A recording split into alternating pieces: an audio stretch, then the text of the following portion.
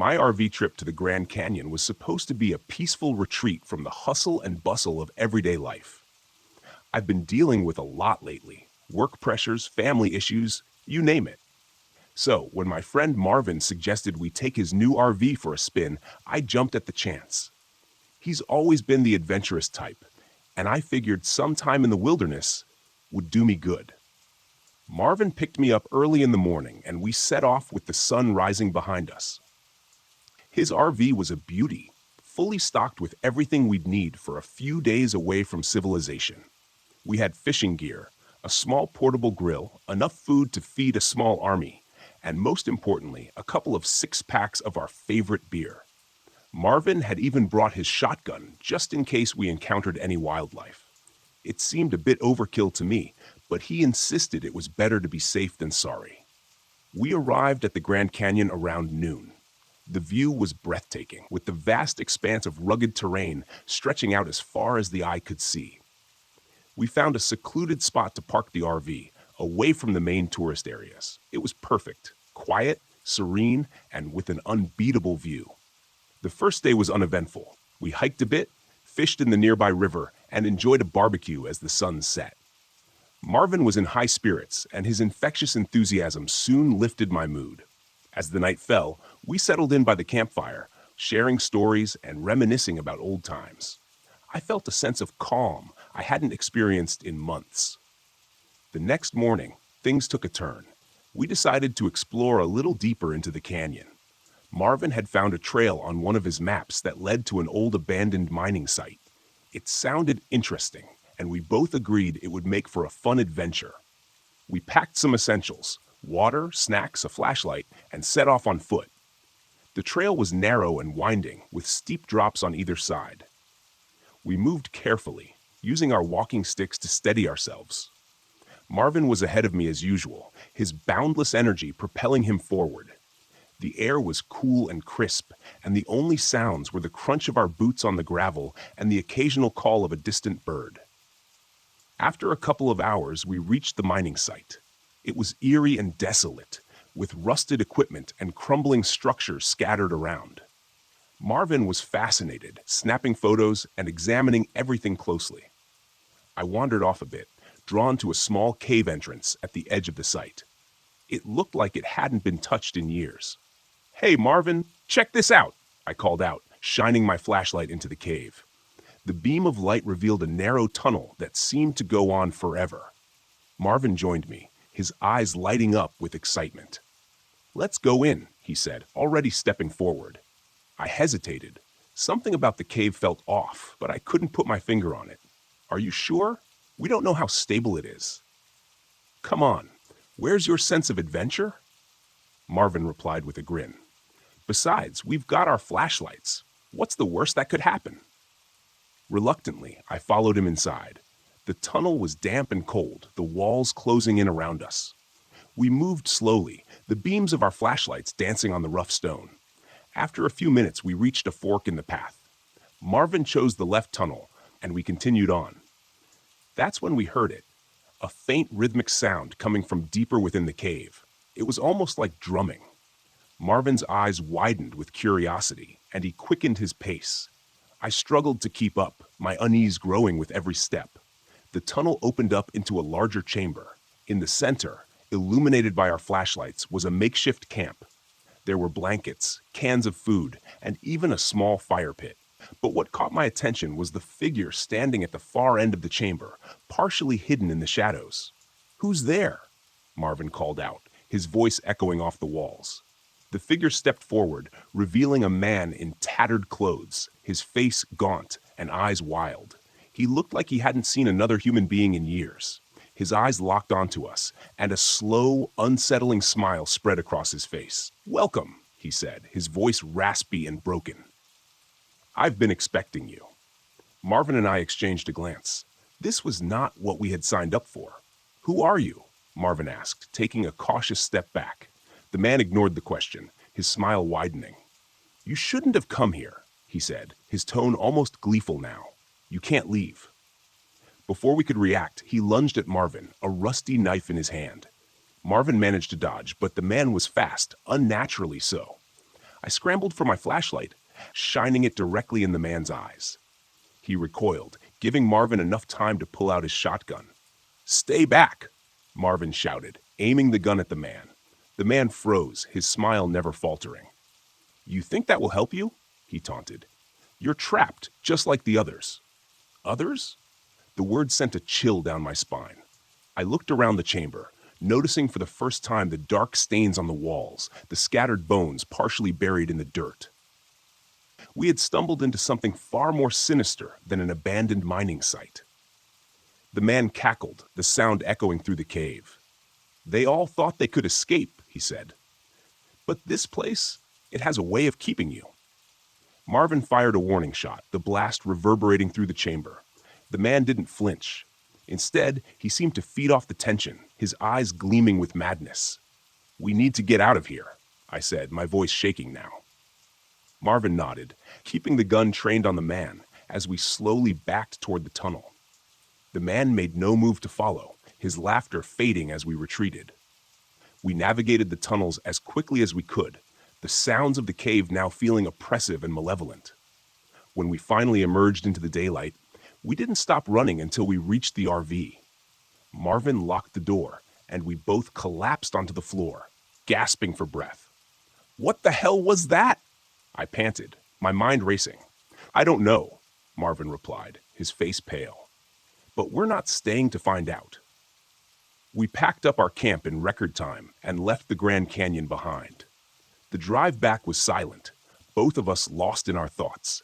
The experience had shaken us to our core, and the sense of relief we felt upon reaching civilization was palpable. Months later, I still think about that man and his warning.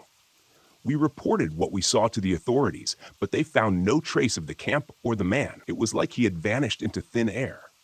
Marvin and I never spoke of it again, the memory too disturbing to revisit. As I sit here now, back in the comfort of my home, I can't shake the feeling that we narrowly escaped something truly evil. The Grand Canyon holds many secrets, and some are better left undisturbed.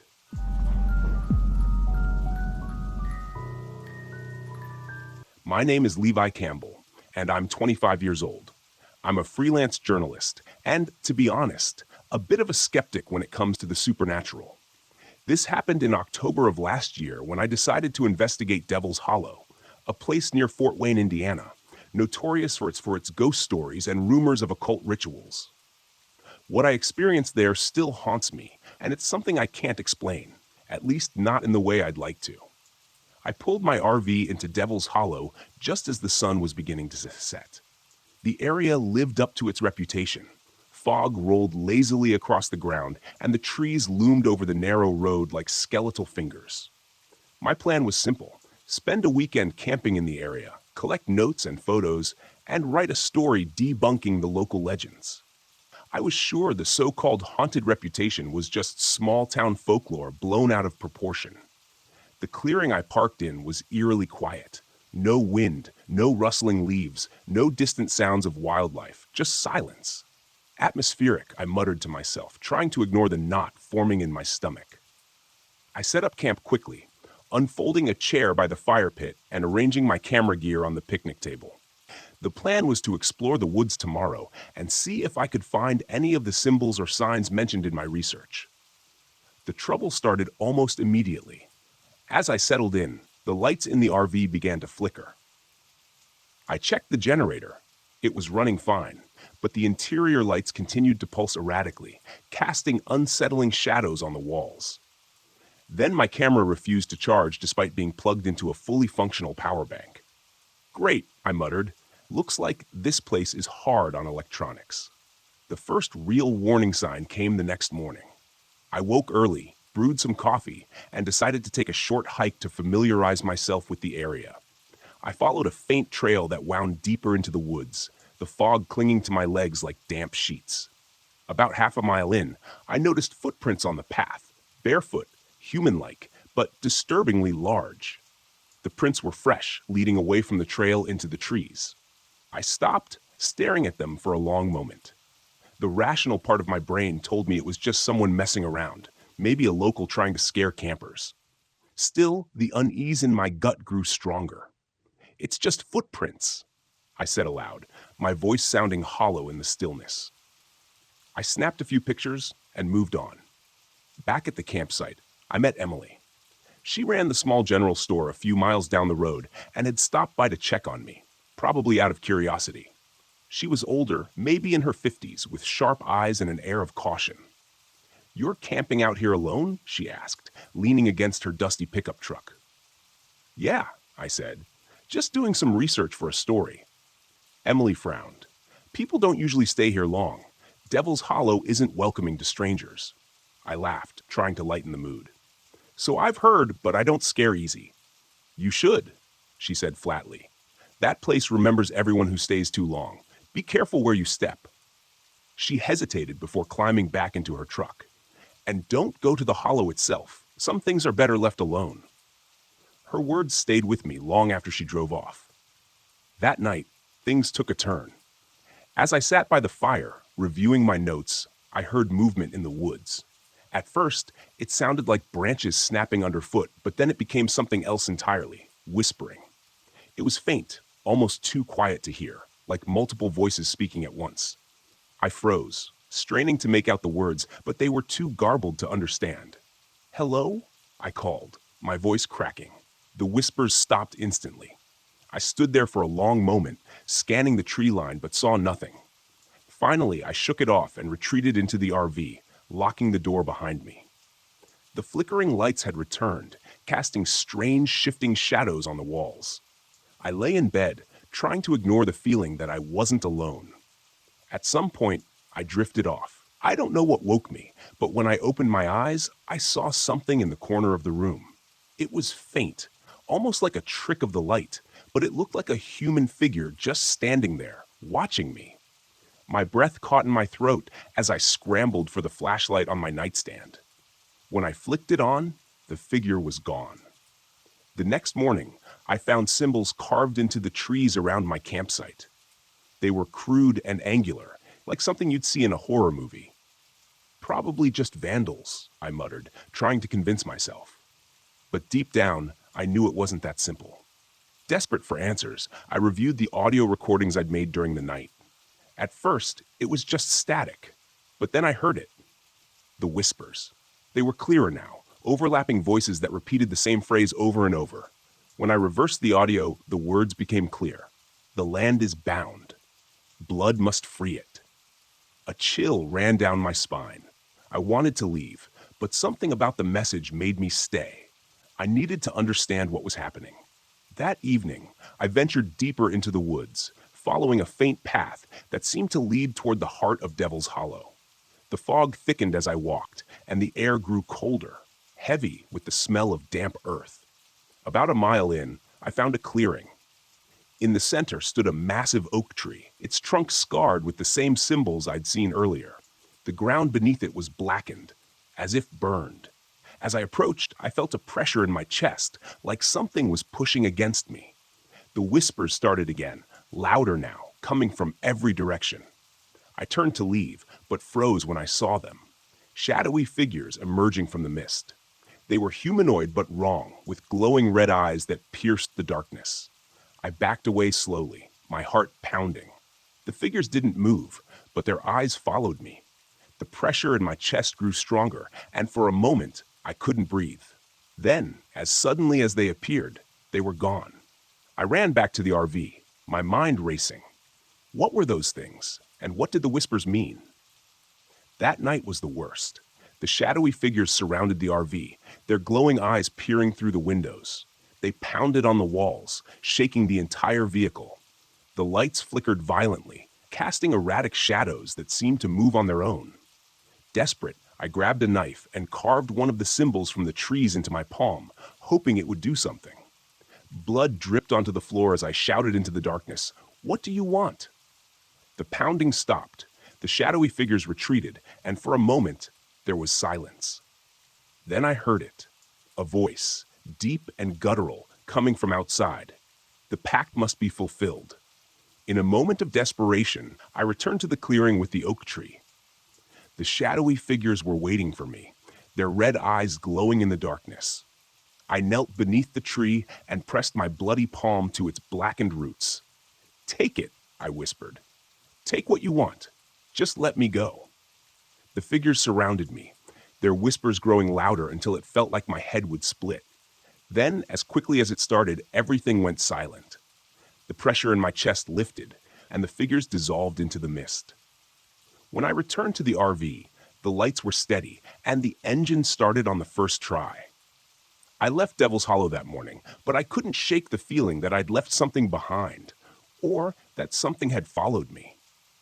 Even now, months later, I sometimes wake up in the middle of the night to find symbols drawn on my walls or hear faint whispers coming from the shadows.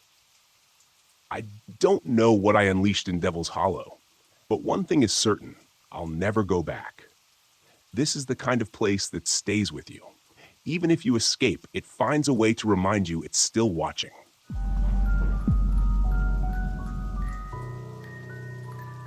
When you're out RV camping, you think you're just going to relax, maybe catch some fish, grill up some dinner, and enjoy the peace and quiet away from the city. But sometimes things don't go as planned. I should have known when my old RV sputtered and died just 10 miles from the nearest town, but I managed to fix it. At least I thought I did. The campgrounds were nestled deep in the forest of the Pacific Northwest, miles away from the nearest human settlement. Perfect for a getaway, I thought. My name's Owen Marlowe, by the way, and I've always enjoyed the solitude that comes with the wilderness. I've dealt with my share of hardships, including a divorce that left me craving isolation. This trip was supposed to be a break from the chaos. I parked the RV at a secluded spot beside a tranquil lake surrounded by dense trees. The water was clear, reflecting the towering pines and the sky above. It was beautiful, serene, and entirely off the grid. I unpacked, set up a fire pit, and got ready to spend the day fishing. Around mid-afternoon, a guy wandered into my camp. He was tall, broad-shouldered, and his clothes looked like they hadn't seen a washer in a good while. His name was Elias Jarvis. Elias said he was hiking through the area and had lost his way. He seemed friendly enough, although a bit scruffy. I offered him some water and a sandwich, and we got to talking. Elias mentioned he was looking for a place called Devil's Gorge. The name alone should have been a red flag, but I figured it was just some local hiking spot with a dramatic name. He said he was a nature enthusiast, but the more we talked, the more I realized he knew less about the wilderness than he let on. His questions were off, like he was trying to learn more about me than the area. We shared a few beers, and before I knew it, the sun was setting. Elias said he'd camp nearby and find his way to Devil's Gorge in the morning. I nodded, and he wandered off into the trees. Something about him didn't sit right with me, but I brushed it off. Maybe he was just an oddball. That night, I woke up to a noise outside the RV. At first, I thought it was an animal, but then I heard whispers. I crept to the window and peeked out in the dim moonlight. I saw Elias talking to another man. This guy was shorter, stockier, with a shaved head and a thick beard. They were arguing, though I couldn't make out the words. I felt a chill run through me. Why would Elias lie about being lost? And who was this other guy? I decided to confront them. Grabbing my flashlight and the hunting knife I always kept by my bed, I stepped outside, quietly closing the door behind me. "Elias!" I called out, the flashlight beam cutting through the darkness. "What's going on here?" The two men froze, and for a moment, everything was silent. Then Elias turned to me with a smile that didn't reach his eyes. "Owen, meet my brother Gary. He found me after we got separated. Sorry if we woke you." Gary gave a nod, but his eyes were cold, assessing. Something was definitely off. "It's fine," I lied, "just making sure everything's okay." Elias and Gary exchanged a look before Elias said, "Yeah, we're good. Thanks for checking on us." I went back to the RV, but sleep was out of the question. I stayed up, knife in hand, listening for any sounds that might hint at trouble. Hours passed, and nothing happened. Maybe I was overreacting, I thought. The next morning, Elias and Gary were gone, their campsite showing no signs they had ever been there. I decided to pack up and leave, but as I walked around the RV to disconnect the water hookup, I noticed something strange. A small patch of earth near the back had been disturbed. Curious, I knelt down and brushed away the loose dirt. To my horror, I found a human finger, bloody and partially decomposed. My stomach churned, and I stumbled back, bile rising in my throat. I had to call the authorities, but my cell phone had no signal out here. I scrambled back into the RV, started the engine, and prayed it would make it to town. Driving down the narrow, winding road, I kept looking in the mirrors, half expecting Elias and Gary to pop out from behind a tree. When I finally reached the town, I headed straight for the sheriff's office. Sheriff Jackman was a no-nonsense type with a grizzled beard and a permanent scowl. I told him everything about Elias, Gary, the argument, and the finger I found. Jackman didn't seem surprised. "You're not the first to report something like this," he said grimly. "There have been a few hikers gone missing in those woods over the past year. We found traces, but nothing concrete until now." He assembled a team, and we headed back to the campsite. The sheriff's deputies scoured the area where I found the finger and soon uncovered more remains.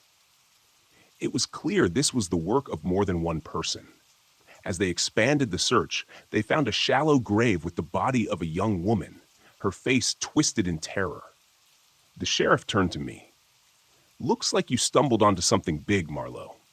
We need to find these bastards." The rest of the day was a blur of questioning and searching.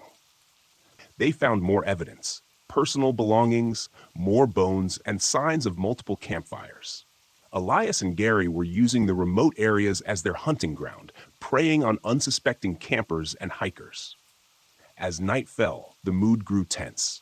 The sheriff's men were on high alert, scanning the forest with flashlights and keeping their weapons ready. I stayed close to the RV, feeling a mix of fear and anger. How could I have been so naive? Around midnight, a deputy found a trail of footprints leading deeper into the woods. We followed, the air thick with anticipation. The trail ended at an old abandoned cabin, half hidden by the undergrowth. The sheriff signaled for silence, and we approached cautiously. Inside, the cabin was a nightmare. Blood stains on the floor and makeshift restraints on the walls told a gruesome story. The stench of decay was overpowering. We moved through the rooms, checking for any signs of life. Then we heard it, a faint rustling from the back room. Guns drawn, we burst in, finding Elias and Gary huddled over a map, planning their next move. They looked up, shocked, and in that split second, I saw the madness in their eyes. "Drop the weapons," the sheriff yelled. But instead of complying, Elias lunged at us, a wild look on his face. Shots rang out, and he collapsed, clutching his chest. Gary tried to run, but he didn't get far. A deputy tackled him to the ground, cuffing him before he could react. Elias was dead, but Gary was alive, spitting curses and struggling against the deputies as they dragged him out. He glared at me. "This ain't over," he hissed. "You'll see." The authorities combed the area for more evidence and identified more victims from the belongings found in the cabin. It was clear that Elias and Gary had been at this for a while. The sheriff thanked me for coming forward and assured me that Gary would face justice. I left the campsite the next day, my mind reeling from the ordeal. It was over, but the images of what I'd seen would stay with me forever. As I drove away, I couldn't help but think about the victims and their families. I hoped they would find some peace, knowing the killers had been caught.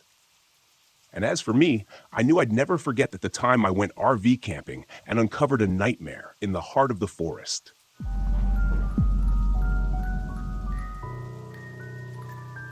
My name is Alexander Wagner, and I'm 33 years old. I'm a wildlife biologist and an avid camper. I've always preferred the solitude of the woods to the chaos of city life. But what happened to me last October in Shade State Park changed the way I look at the wilderness forever. I wasn't just alone out there. I was being hunted.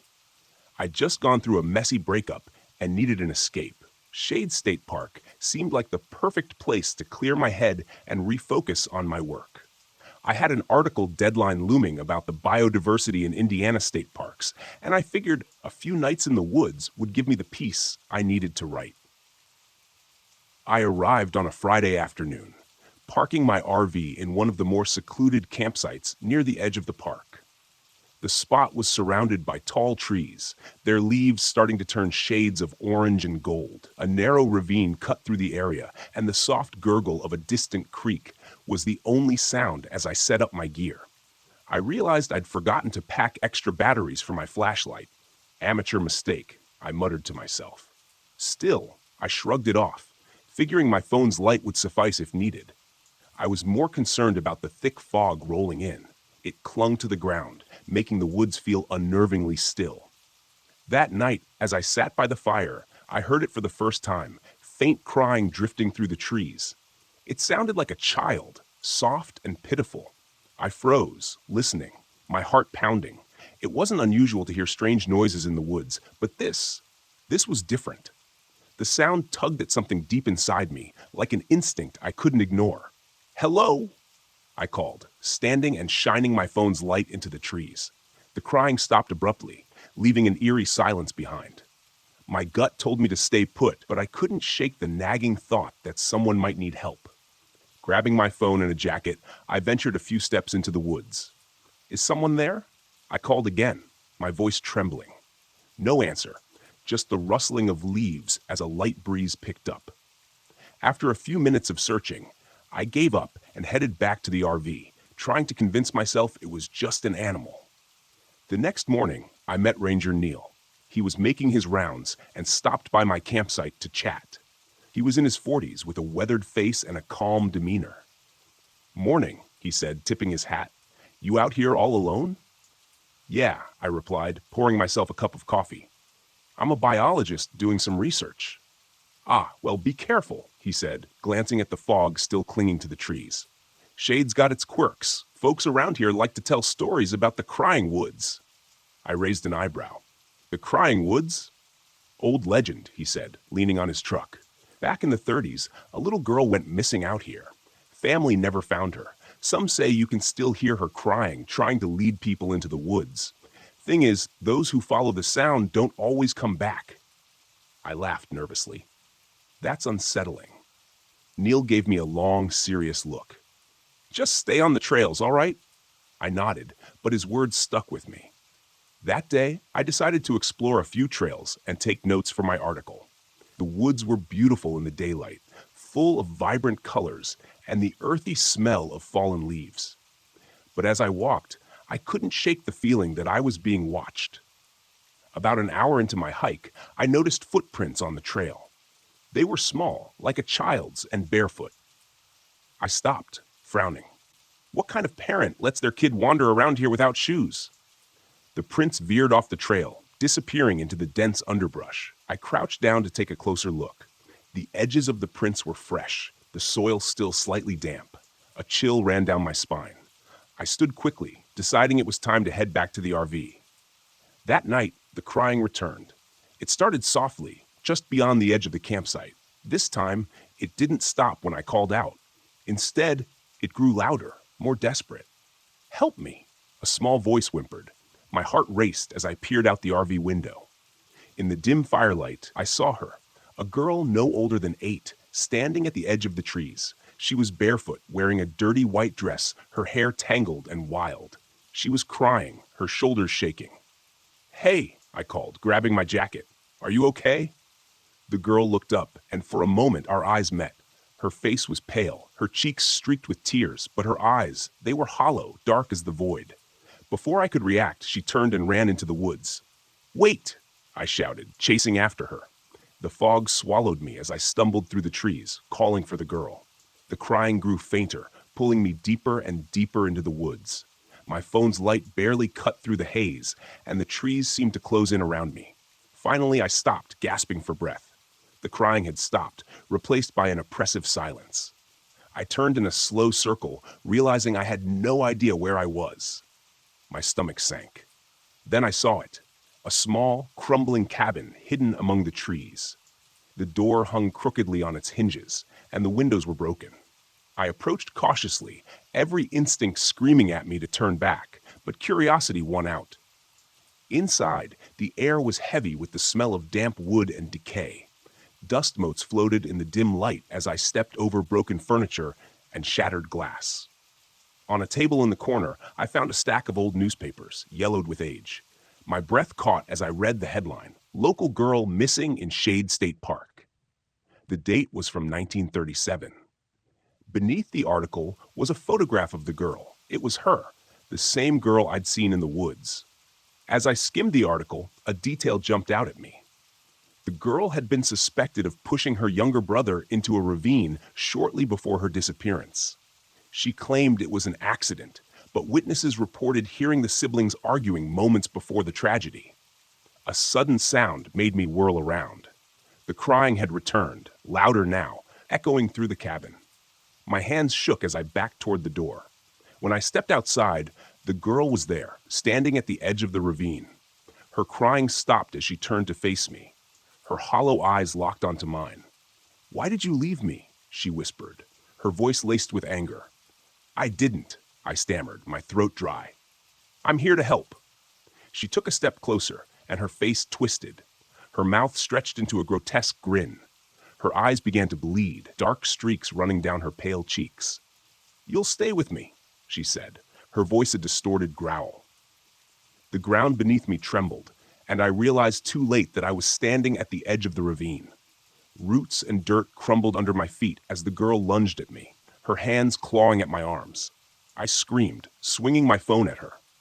The light catching her face, she recoiled, hissing like an animal, and vanished into the fog. My legs gave out, and I collapsed onto the forest floor, shaking uncontrollably. I don't know how I made it back to the RV. The walk was a blur, my mind racing with what I'd just seen. When I finally locked myself inside, I collapsed onto the bed, clutching my knees to my chest. As I drove out of the park the next morning, I heard the crying one last time, faint and distant. I glanced in the rearview mirror and saw her standing in the road, watching me leave. I haven't gone back to Shade State Park since, but sometimes, late at night, I hear a child crying outside my window, and I know she's still waiting for me. This story highlights the chilling lure of a malevolent spirit preying on empathy and curiosity to trap its victims.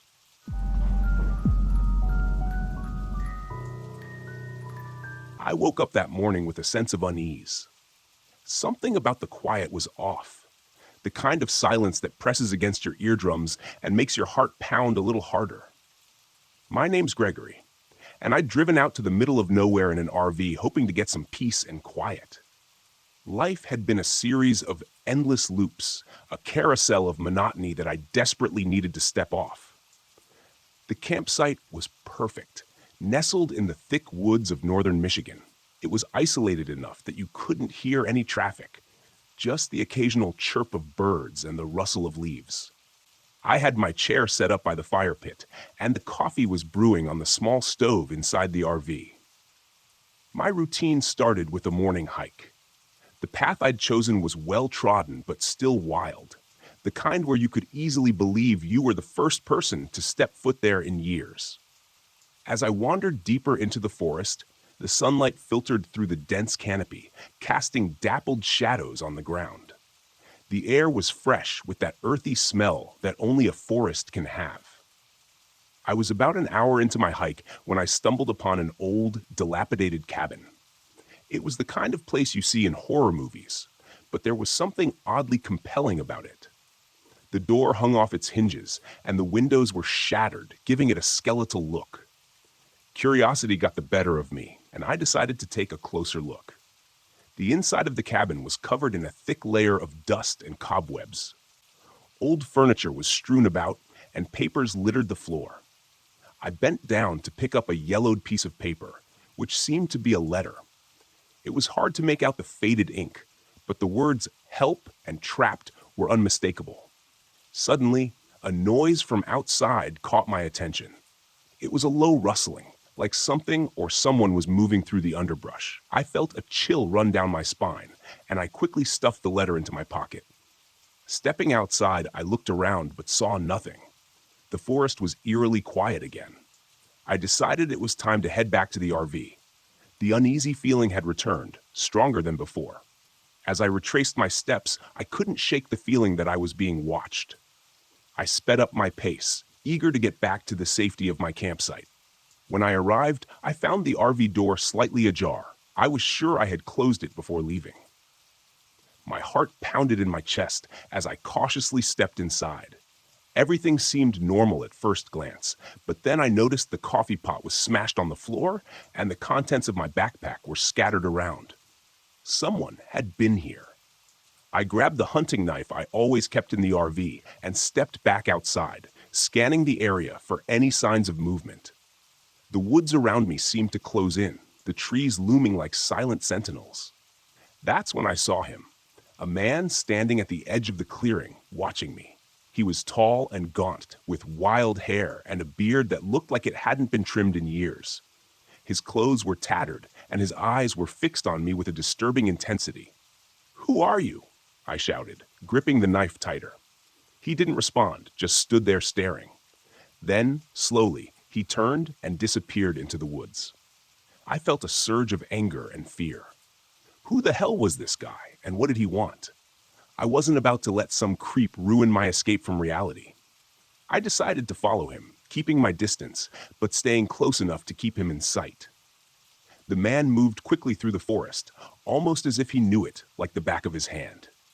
I struggled to keep up, branches slapping against my face and thorns scratching my arms. After what felt like hours, we arrived at another clearing, this one dominated by a large, ominous-looking structure. It was an old warehouse, abandoned and overgrown with ivy. The man slipped inside through a broken window, and I cautiously followed.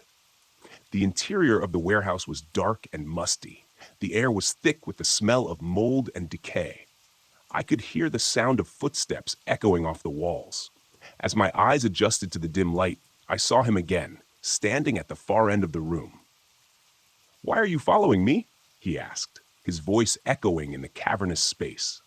"I should be asking you the same thing," I replied, trying to sound more confident than I felt. "What do you want from me?" He let out a low, humorless laugh.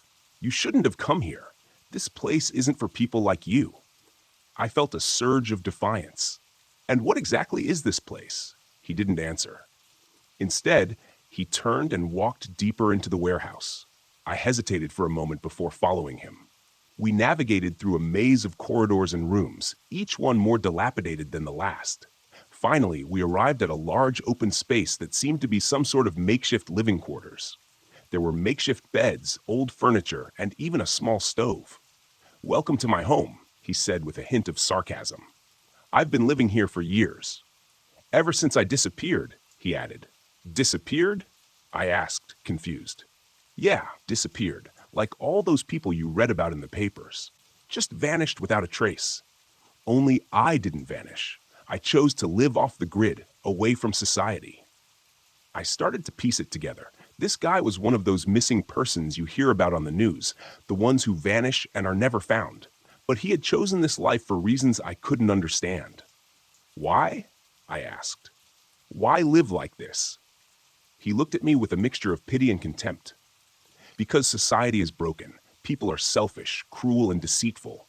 Out here, I'm free. I don't have to answer to anyone." "But you're not free," I argued. "You're trapped here, just like that letter said." His eyes flashed with anger. "You read the letter?" "Yeah, I did. Someone was asking for help." "Who was it?" He laughed again, a harsh, bitter sound. "That was me, a long time ago. I thought I wanted to be found, but then I realized I was better off alone." I felt a chill run through me. This guy was clearly unhinged. I needed to get out of there, and fast. "Look, I don't want any trouble. I'll just go, and we can both pretend this never happened." He shook his head. "I can't let you do that. You know too much." Before I could react, he lunged at me, knocking the knife out of my hand. We struggled, rolling across the dirty floor. He was stronger than he looked, and I was quickly overpowered. He pinned me down, his hand closing around my throat. I gasped for air, my vision starting to blur. In a desperate move, I reached for a nearby piece of broken glass and slashed at his arm. He screamed in pain and released his grip. I scrambled to my feet, grabbing the knife and running for the exit. I could hear him behind me, cursing and stumbling. I burst out of the warehouse and into the forest, running as fast as I could. My lungs burned and my legs felt like lead, but I didn't dare slow down. I could hear his footsteps behind me, getting closer and closer. I broke through the trees and into the clearing where my RV was parked. I didn't stop until I was inside, locking the door behind me. I grabbed my phone and dialed 911, my hand shaking so badly I could barely press the buttons. 911, what's your emergency? The operator asked. There's a man. He's trying to kill me, I gasped. Stay calm, sir. Where are you? I gave them my location, praying they would get here in time. I could hear the man outside banging on the door and shouting. I grabbed the hunting rifle I kept in the RV, loading it with trembling hands. The banging stopped and everything went silent. I waited, my heart pounding in my chest. Minutes felt like hours. Then I heard the sound of sirens in the distance. Relief washed over me as I saw the flashing lights of the police cars approaching. The officers quickly surrounded the RV, weapons drawn. I opened the door, hands raised, and they rushed in, securing the area. They found the man a short distance away, bleeding and delirious. He was taken into custody and later identified as Leonard Bain, a man who had been missing for over a decade. The police found evidence of his crimes in the warehouse, the remains of several missing persons who had met a gruesome end at his hands. The story made headlines, and I was hailed as a hero for helping to bring him to justice. As the days went by, I couldn't shake the feeling of unease. The forest, which had once been a place of solace, now felt like a place of nightmares.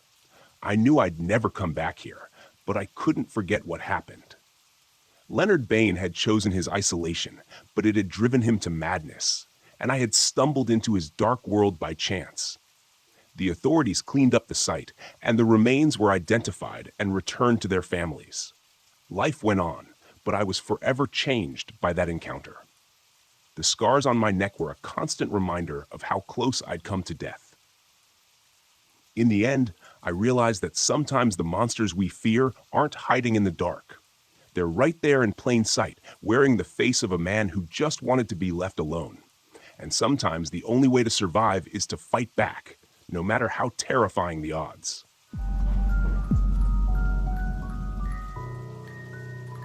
My name is Lila Carter, and I'm 35 years old. I'm a middle school teacher from Indiana. This happened in May of last year during a solo camping trip at Potato Creek State Park. At the time, I thought I just needed a weekend away, some time to decompress after the chaos of the school year. But what I found out there wasn't peace. It was something I don't think I'll ever truly escape. I arrived on a Friday afternoon, late enough that the sun was already starting to sink behind the trees. Potato Creek is beautiful, with wide open lakes and dense forest trails that seem to stretch forever. I parked my old RV at the site near the water and set up my little camp. A folding chair by the fire pit, my journal, and pens on the picnic table. It wasn't much, but it was all I needed. The first issue popped up almost immediately. The generator on my RV wouldn't stay on for more than a few minutes before sputtering out. I cursed under my breath. Without it, I wouldn't have power for lights or to charge my phone. I reminded myself I'd come here to unplug anyway and shrugged it off. As I was unpacking, I noticed something odd. A deer stood at the edge of the woods, staring directly at me. That wasn't unusual in itself, but the way it stood there, perfectly still like a statue, sent a ripple of unease through me. When I waved my arms to scare it off, it didn't flinch. It just turned its head slightly as if trying to understand me, then disappeared into the trees. I tried not to think about it as I made dinner. Night fell quickly, bringing a heavy silence with it. No crickets, no rustling leaves, just stillness. It was unsettling. I sat by the fire, staring into the flames, and that's when I heard that whistling. It was faint at first, just a few notes carried by the breeze. I assumed it was another camper, but when I strained my ears, I realized it wasn't coming from the nearby sites. It was coming from deep in the woods. I don't know why, but the sound unsettled me. I went inside the RV and locked the door. When I checked my phone, I saw that I had no signal. Not surprising, given how remote the area was. I tried to sleep, but my dreams were strange that night. I kept hearing someone whispering my name over and over. When I finally woke up, Drenched in sweat, I realized the RV door was slightly ajar. My heart nearly stopped. I was certain I'd locked it before going to bed. The next morning, I decided to shake off the weirdness and go for a hike. The fresh air felt good, and I started to relax as I walked the trails. That's when I saw the footprints. They were barefoot, large, but with long, twisted toes, almost like claws. They weren't human, but they weren't animal either. They appeared out of nowhere in the dirt and led off the trail into the dense underbrush. I stood there, staring at them, my gut telling me to turn back, but I shook it off. It's just some weird animal, I told myself. Probably a bear. When I got back to my campsite, I met Jaden. He was camping a few sites down and seemed about my age, mid-30s, with a friendly smile and a bit of a nosy streak. "You camping alone?" he asked, glancing at my RV. I nodded and he raised an eyebrow. "You're braver than me. This place has a weird vibe, you know?" I laughed nervously and tried to brush him off, but he kept talking. "You heard the stories about this area? The Skinwalker legend?" I shook my head, even though the word sent a chill down my spine. I'd heard it before somewhere, but I couldn't remember the details. "It's an old Native American story," Jaden explained. "They say it's a shapeshifter, a spirit that can take the form of anything it wants. People, animals. It mimics voices, tries to lure you into the woods. Once you see it, you're pretty much screwed." He grinned, like it was all a big joke, but I could see the unease in his eyes. "Thanks for the bedtime story," I said dryly, trying to laugh it off, but I couldn't shake the knot forming in my stomach. That night, I heard the whistling again, louder this time. It started faint, like the night before, but it grew closer and closer until it sounded like it was right outside the RV. Then it stopped, replaced by silence. I stayed perfectly still, listening, my heart pounding in my chest. "Lila," a voice called softly. My blood turned to ice. It was my voice. "Lila," it said again, this time with a strange rasping tone. I grabbed the closest thing I could find, a flashlight, and crept toward the window. My hands were shaking as I peeked outside. At first, I didn't see anything. Then I noticed something standing just beyond the edge of the firelight. It looked like me, but wrong. Its eyes glowed faintly, and its face twisted into a grotesque grin. I stumbled back, my heart racing. No, I whispered, barely able to breathe. The thing outside started scratching at the RV door, slow and deliberate, the sound making my skin crawl.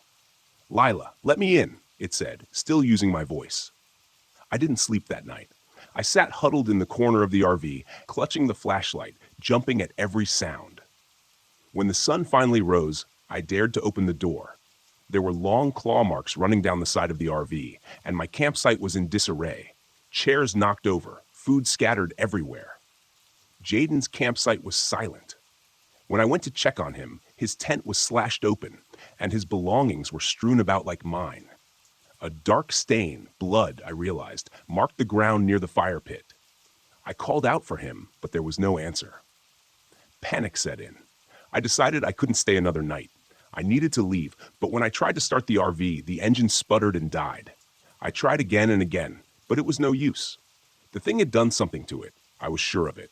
As I stood there trying to figure out what to do, I heard Jaden's voice calling from the woods. "Lila, over here. I need help." It sounded desperate, terrified.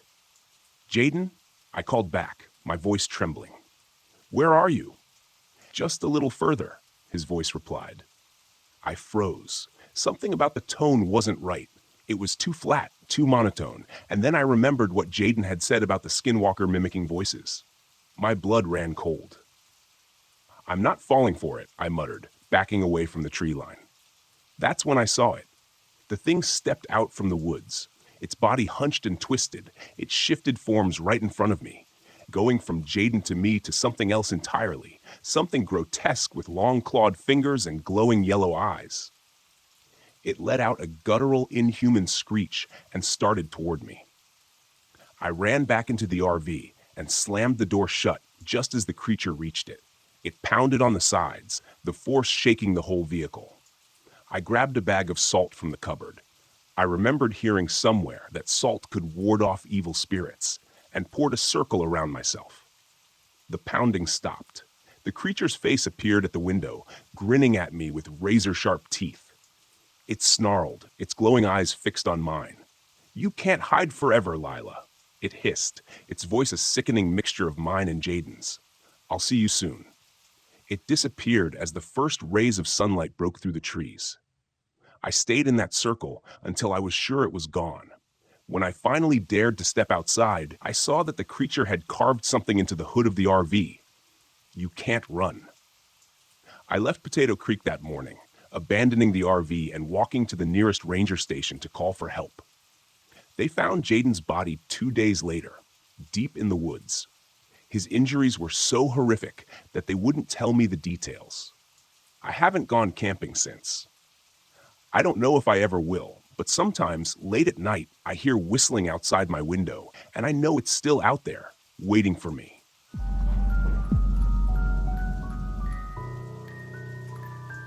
My name is Wesley Crane. It's 2015, and I'm sitting in an RV park just outside Yellowstone, wondering how the hell I got here. I'm not really the outdoorsy type, to be honest, but after my divorce last year, I thought it'd be good for me to get away from everything, clear my head, do the whole finding myself thing. I bought an old RV, thinking I'd hit the open road and maybe grow some stubble while pretending to know what I'm doing. I work as an accountant, so my idea of adventure usually involves tax loopholes, not whatever I just went through. To set the stage, I'm parked at this quiet little site, nothing but me, some trees, and the occasional squirrel to keep me company. The park is gorgeous, don't get me wrong, but there's something unnerving about how isolated it feels. You don't realize how much noise there is in a city until you're somewhere like this, where the silence itself is almost loud. I had been camping out for a couple of days already, pretending to enjoy my lukewarms of beans and the lack of decent Wi-Fi when I decided to venture out a little farther than usual. There's this trail that winds up through the woods just past where I parked, a real postcard kind of place. I figured I'd hike for an hour or two, then come back, maybe crack open a beer and convince myself I was becoming a nature guy. The first part of the walk was fine, quiet, peaceful even. There wasn't a soul in sight, which I thought was kind of weird for the height of tourist season, but I figured everyone else had more sense than to hike alone. Then, as I rounded a bend, I saw it. At first, I thought it was some kind of joke, maybe a film set I'd accidentally wandered into.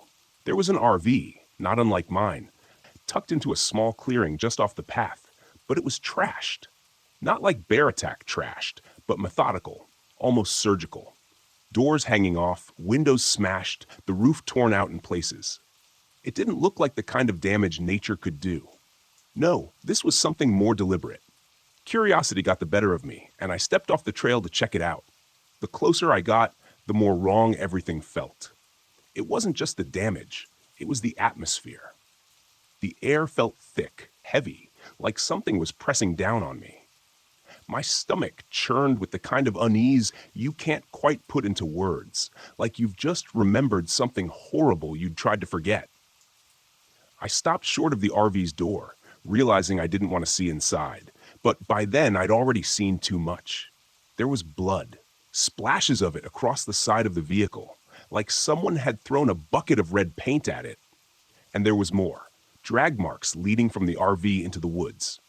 It didn't take a genius to know something bad had happened here. I should have turned back right then, sprinted down that trail, and never looked back. But no, like an idiot, I stepped closer. Inside, the place was torn apart, furniture overturned, dishes shattered on the floor, personal belongings scattered everywhere. It was like someone had been living there 1 second, and then suddenly, well, wasn't. The worst part, though, wasn't the blood or the destruction. It was the suitcase. A half-packed suitcase sitting on the bed as if someone had been about to leave but never got the chance. I'm not sure how long I stood there just staring at it, my brain trying to catch up with what I was seeing. Long enough, apparently, for the owner of the RV to come back. It was a sound, a twig snapping behind me, that jolted me out of my stupor. I turned around so fast I nearly tripped over myself, and there he was, standing just a few feet away. The man was tall, broad-shouldered, but that wasn't what set off the alarm bells in my head. It was the look on his face, a kind of calm that didn't belong in a scene like this. He wasn't surprised to see me. In fact, it felt like he'd been expecting me. He stepped closer, too close for comfort, and my mouth went dry. He had this casual way about him, like someone who knew exactly what they were doing and wasn't worried about consequences. His clothes were dirty, but not in the "I've been camping" way. More like, "I've been living out here, away from the law" kind of dirty. "You lost?" His voice was quiet, controlled, not threatening, but definitely not friendly either. I stammered out some excuse about getting off the trail, how I didn't mean to intrude, but the way he looked at me, it was like he could see right through the lies. He glanced at the RV, then back at me, his eyes narrowing just a fraction. I'll tell you this, people talk about fight or flight, but there's a third option they don't always mention: freeze. And that's exactly what I did, like a deer in headlights, waiting for something, anything, to happen. Then he smiled, and that's when I knew I was screwed. I don't remember much about what happened next. One second, he was a few feet away, and the next he was on me, hands around my neck, squeezing. I don't even think he was trying to kill me. Not yet, just testing me, like a cat plays with a mouse. I thrashed, managed to elbow him in the ribs, and for a second, his grip loosened just enough for me to get away. I ran blindly, stupidly, crashing through the trees, my heart pounding in my ears. I could hear him behind me, his footsteps heavy but unhurried, like he knew the woods better than I ever could. The ground was uneven, roots and rocks tripping me up, but I didn't stop, couldn't stop. If I stopped, I was dead. Eventually, I burst back onto the main trail, my lungs on fire, legs shaking like jelly. I half collapsed behind a boulder, trying to quiet my breathing, praying he hadn't followed, but I didn't hear anything. No footsteps, no rustling leaves, just silence. I don't know how long I stayed there, huddled in that spot, waiting. Time felt strange, stretched out, like I was stuck in some kind of nightmare loop, but he never came. When I finally mustered the courage to move, I bolted back to the RV park, not stopping until I slammed the door of my camper shut behind me. For the next few hours, I sat in silence, too scared to even peek out the windows. But nothing happened. No knocks on the door, no shadowy figure lurking in the trees, just the oppressive weight of everything I'd seen. I don't know why I didn't call the cops right then and there. Maybe part of me didn't believe it really happened, or maybe I was just too damn scared. But that night, I couldn't sleep. Every creak of the RV made me jump. Every gust of wind had me convinced he was out there, waiting for me to slip up. The next morning, I packed up and left, driving as far and as fast as I could. I didn't look back, not once. A few days later, after I'd put some distance between me and Yellowstone, curiosity got the better of me. I did some digging. Turns out, the guy I ran into had a name: Harvey Dunn, former Marine, dishonorably discharged for reasons that were never made public. He'd gone off the grid about 5 years ago, and there were rumors, ugly ones, about people who'd crossed his path and never been seen again. Authorities had been looking for him, but he was like a ghost, popping up in random places, always just out of reach. The RV I found? It belonged to a couple from Ohio. Their bodies were discovered 2 weeks later, buried not far from where I'd been. So yeah, I got lucky. Real lucky. But Harvey's still out there, and I've got a feeling our paths will cross again. Maybe next time I won't be so lucky.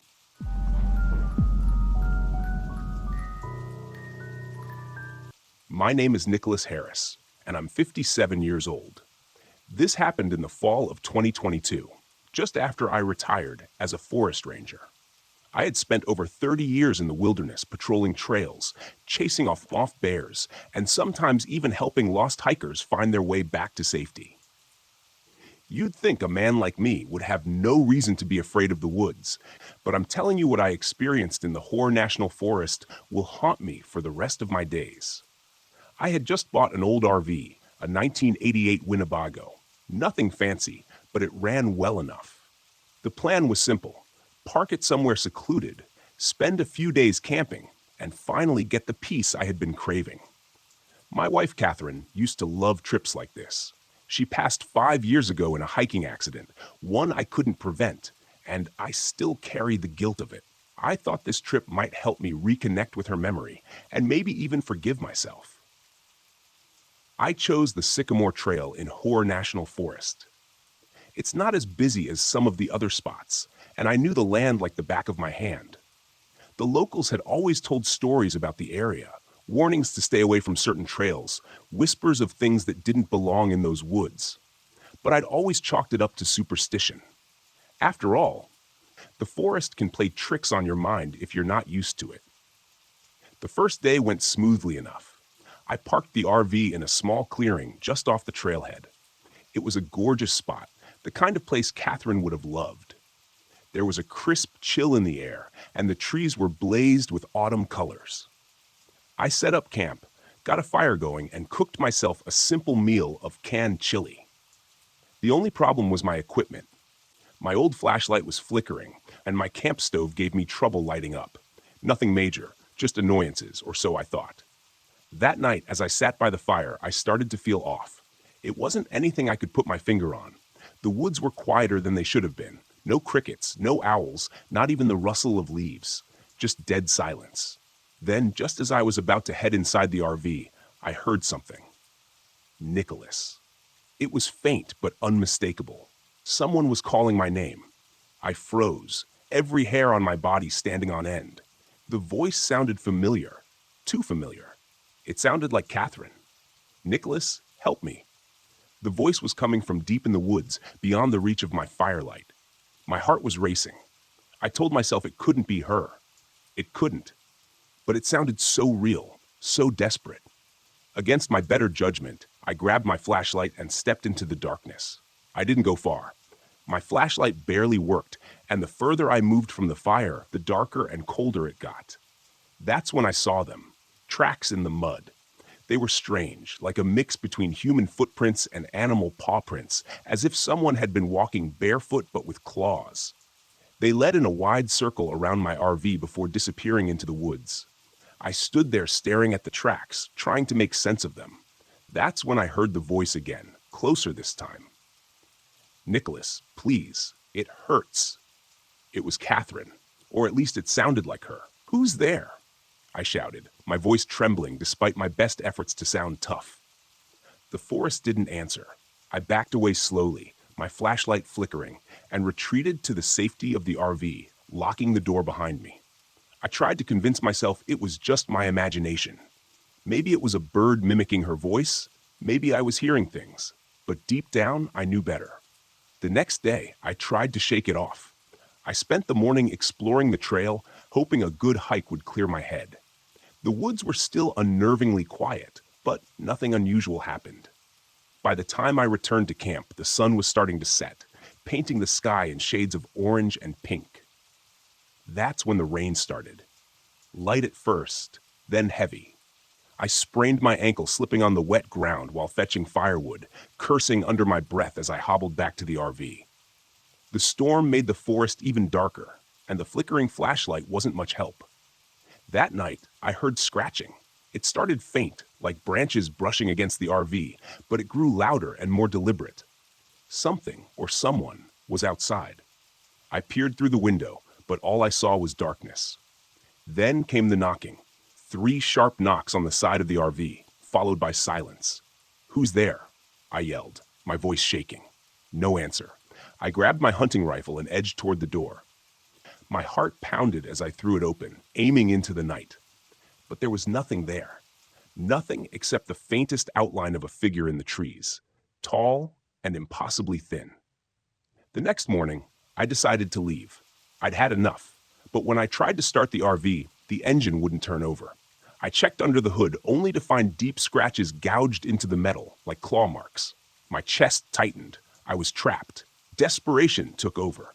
I grabbed my gear and decided to hike out, sprained ankle or not. But as I started down the trail, the forest seemed different. The trees felt closer, the shadows darker, the air thick, oppressive. Every step I took felt like I was being watched. Then I saw it. It was standing in the middle of the trail, about 50 yards ahead. At first it looked human, long limbs, pale skin. But as I stepped closer, its head jerked unnaturally, and its body twisted, bending in ways no human body should. It turned toward me, and I swear it smiled, revealing teeth that were too sharp and too many. "Nicholas, back," it said in Catherine's voice. I stumbled back, nearly dropping my rifle. It started walking toward me, its movements jerky and unnatural, like a puppet on strings. I ran. Pain shot through my ankle, but I didn't care. I ran as fast as I could, the creature's laughter echoing behind me. When I reached the old fire tower, I climbed up, hoping the height would give me an advantage. The creature followed. It circled the base of the tower, its voice shifting between Catherine's pleas and a low guttural growl. "Nicholas, don't leave me," it whispered, its voice distorted and mocking. I remembered the stories, the ones I used to laugh at, skinwalkers, creatures that could mimic voices, take on forms, and lure people to their deaths. The locals had always said salt could repel them. It was worth a shot. I dug into my pack and poured a ring of salt around the platform, gripping my rifle tightly. The creature climbed halfway up the tower, but as it neared the salt, it recoiled, letting out an ear-piercing shriek. It stared at me for a long moment, its dark eyes burning with rage, before it slithered back down the ladder and disappeared into the woods. When the sun rose, I climbed down the tower, my legs trembling. The forest felt lighter, less oppressive, but the tracks in the mud told me the creature was still out there. I hobbled back to the RV, praying the engine would start. This time, it did. As I drove away, I glanced in the rearview mirror and saw it standing at the edge of the forest. It didn't follow me, but I knew it was watching. I haven't been back to the Hoare National Forest since. I sold the RV, gave up camping, and tried to move on. But at night, I still hear Catherine's voice calling to me from the darkness, and I'll never forget those eyes.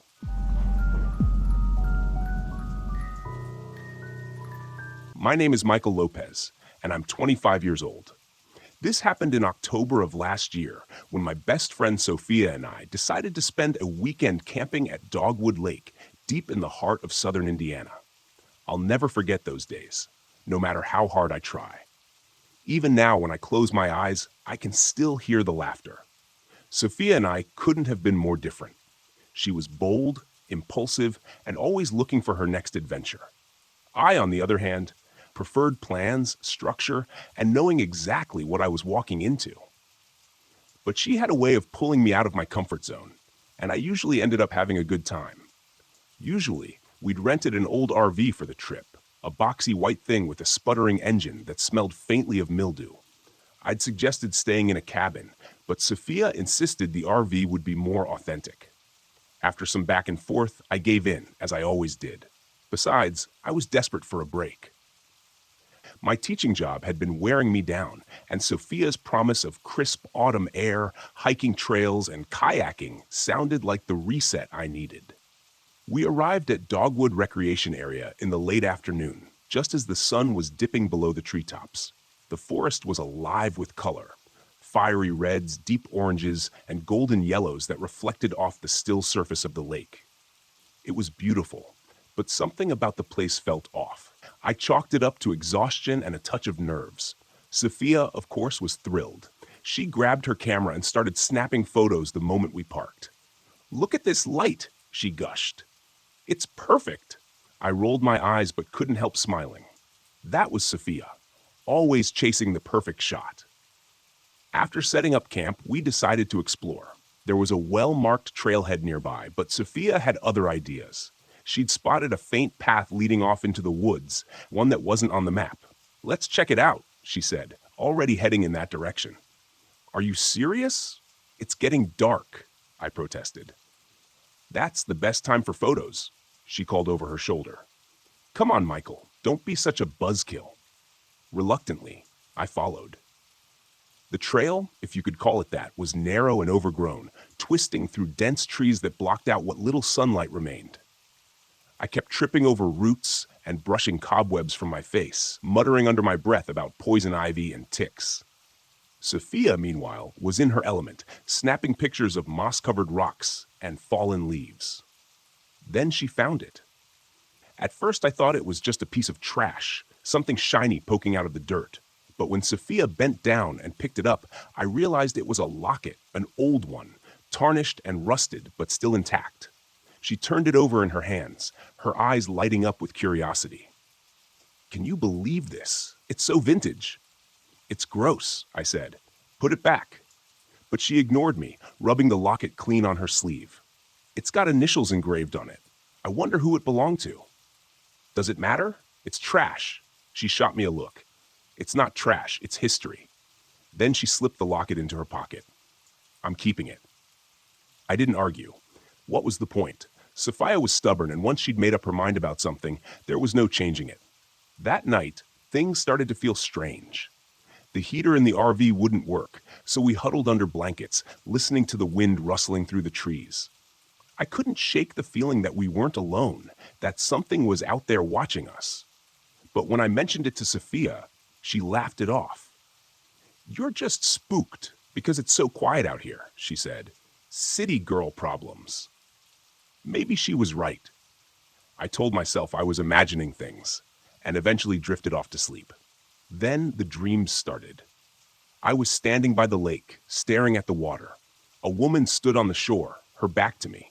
Her hair was long and dark, and she wore a dress that clung to her as if it were soaked. She was holding something, a locket, I realized. Her shoulders shook as though she were crying, but no sound came out. When she turned around, her face was a mask of rage, her eyes hollow and black. She opened her mouth to scream, and I woke up gasping for air. Across the RV, Sophia was sound asleep, the locket clutched in her hand. The next day, Sophia acted normal, but I couldn't shake the dream. I told her about it over breakfast, expecting her to laugh it off again. Instead, she frowned. "That's weird," she said.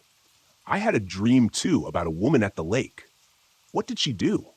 "She was just standing there, watching me," she shrugged. "It didn't feel scary though, just sad." I wasn't convinced. Something about the locket wasn't right, but Sophia refused to get rid of it. "It's just a coincidence," she said. "Don't freak out."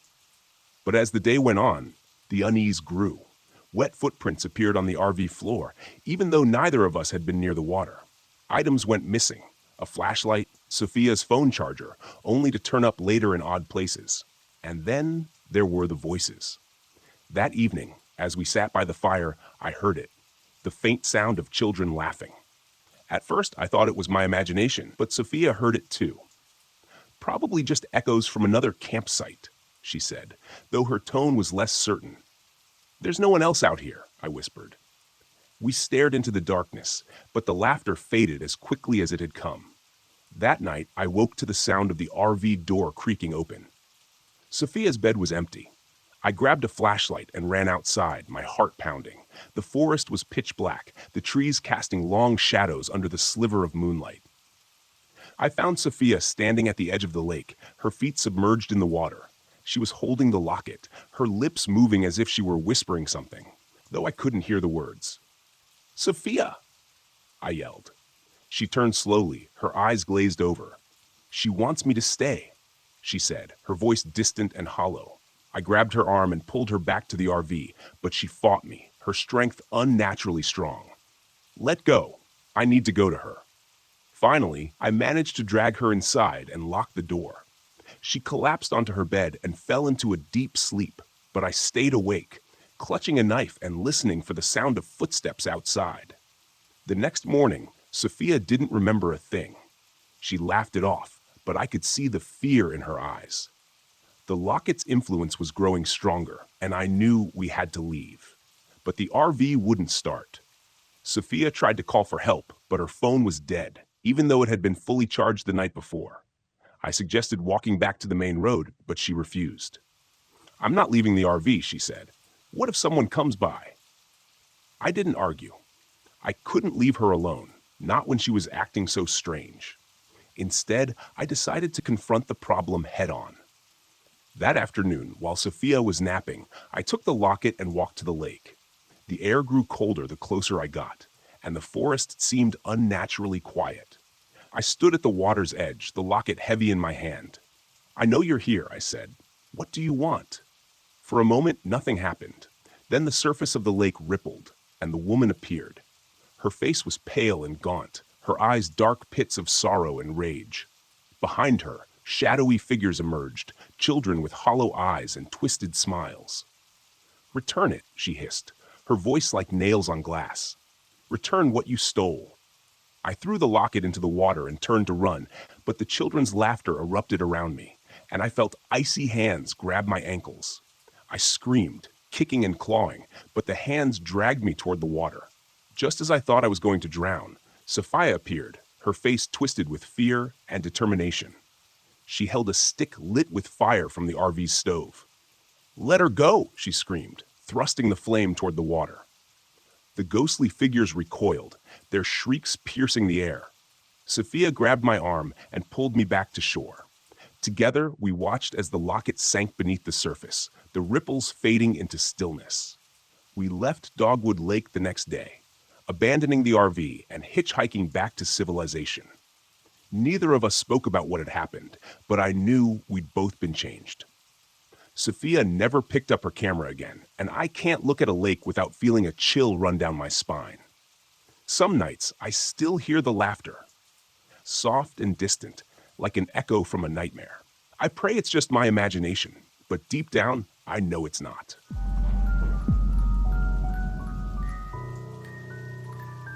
My name is Camila Adams.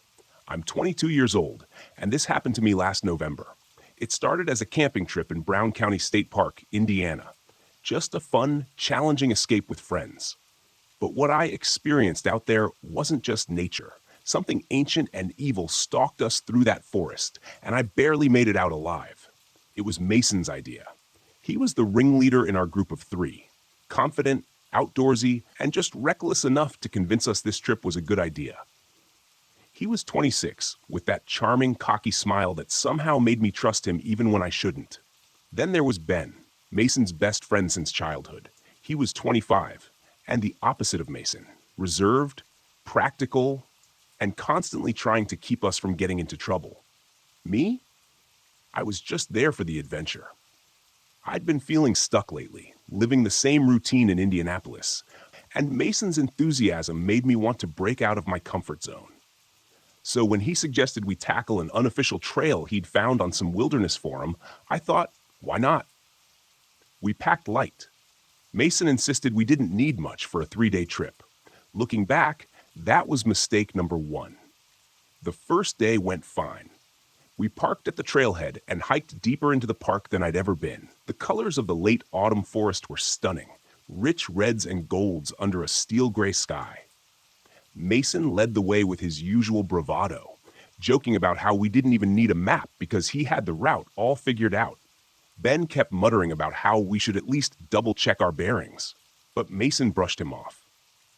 By the time we reached our first campsite, we were tired, but in good spirits.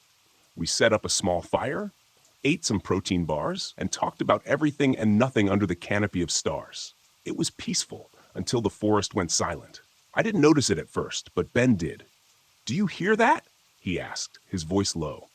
"Hear what?" Mason replied, poking at the fire. "Nothing," Ben said. "No crickets, no owls, nothing." Now that he mentioned it, the silence felt wrong. It pressed down on us like a weight, as if the forest itself was holding its breath. Mason shrugged it off, saying it was probably the cold weather, but I couldn't shake the feeling that something was watching us. The second day was harder. The hidden path Mason had raved about turned out to be more of a rough deer trail, barely visible under the thick leaves. My legs ached from climbing over fallen trees and trudging through uneven ground. To make matters worse, Ben's compass stopped working. He swore it had been fine yesterday, but now the needle spun uselessly, as if the forest itself was messing with us. Around midday, we found something strange. Deep claw marks scored the bark of a massive oak tree. They were too high up to be from a bear, if there were even bears in this part of Indiana. Mason joked about Bigfoot, but Ben's face darkened.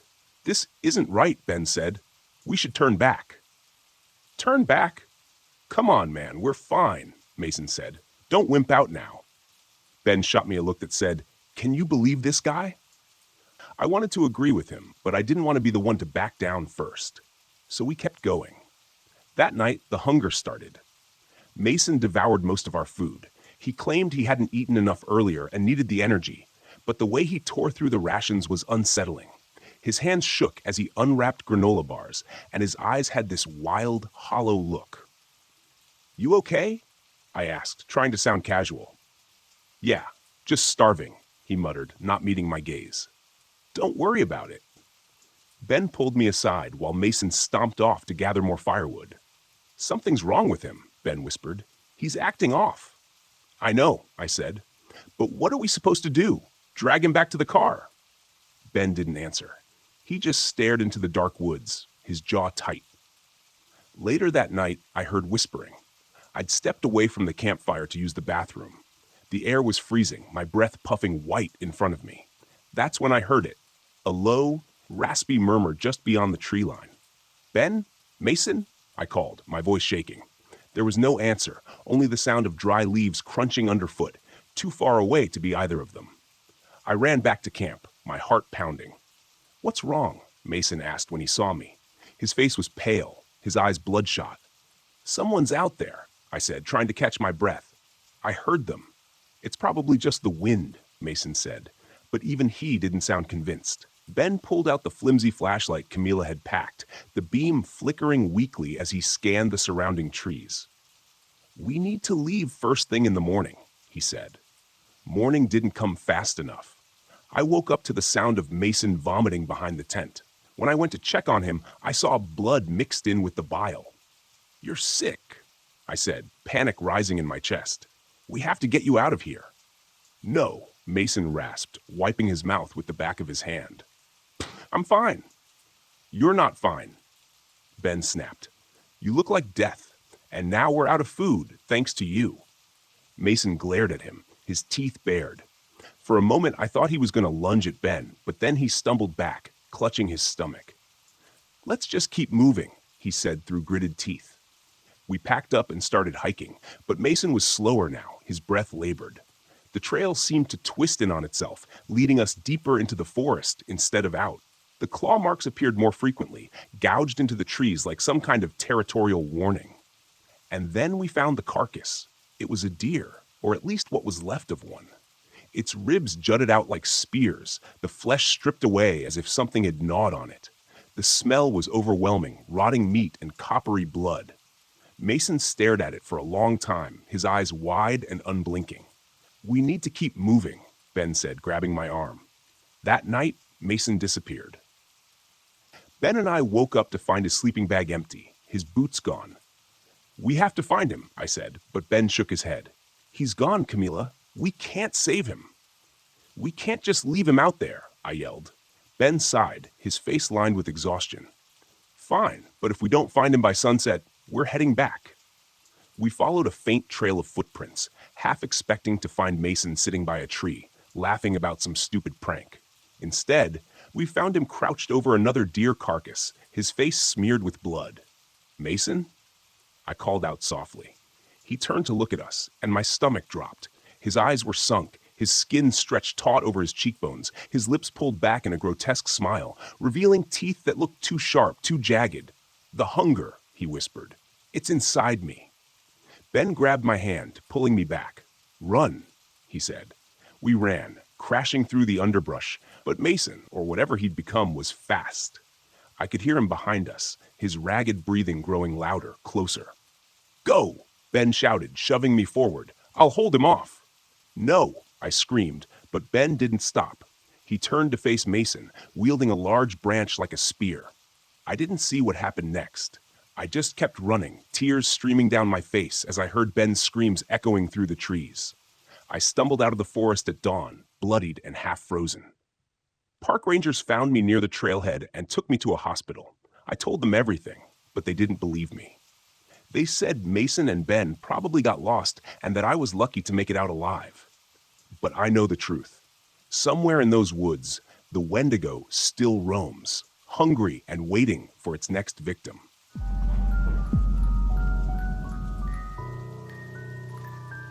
My name's Samuel Neven, and back in 2004, I was working as a search and rescue officer in the Daniel Boone National Forest, Kentucky. I didn't grow up around here, though. I came from Indiana, a flat, uneventful place where the most excitement you'd get was a speeding ticket. The move to Kentucky was supposed to bring some adventure, and let me tell you, I got more than I bargained for. When I first got into this line of work, people said it was mainly about finding lost hikers or kids who wandered off the trails. They didn't warn me about the other things in the woods, the things you can't categorize.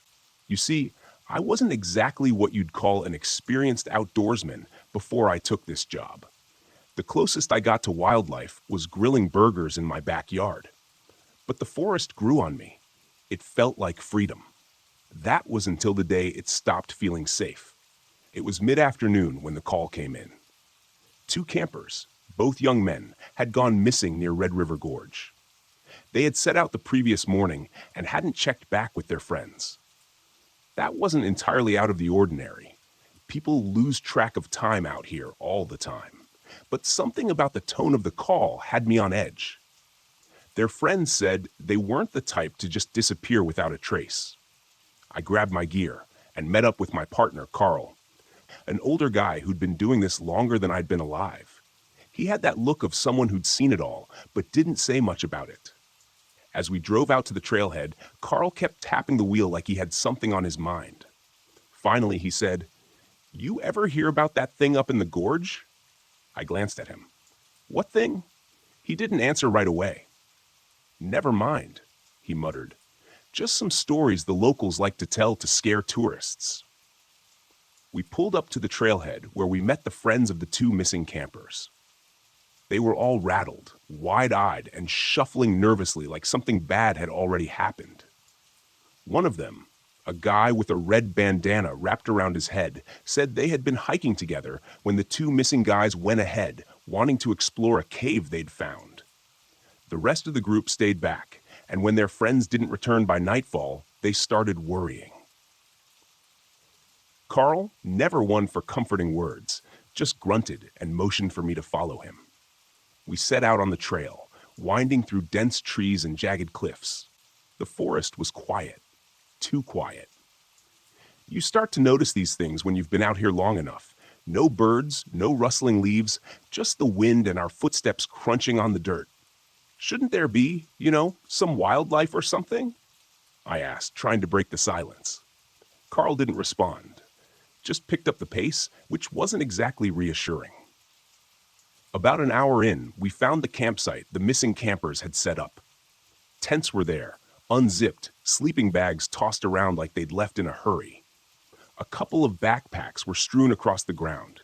What was strange, though, was that there were no signs of a struggle, just an eerie sense of abandonment.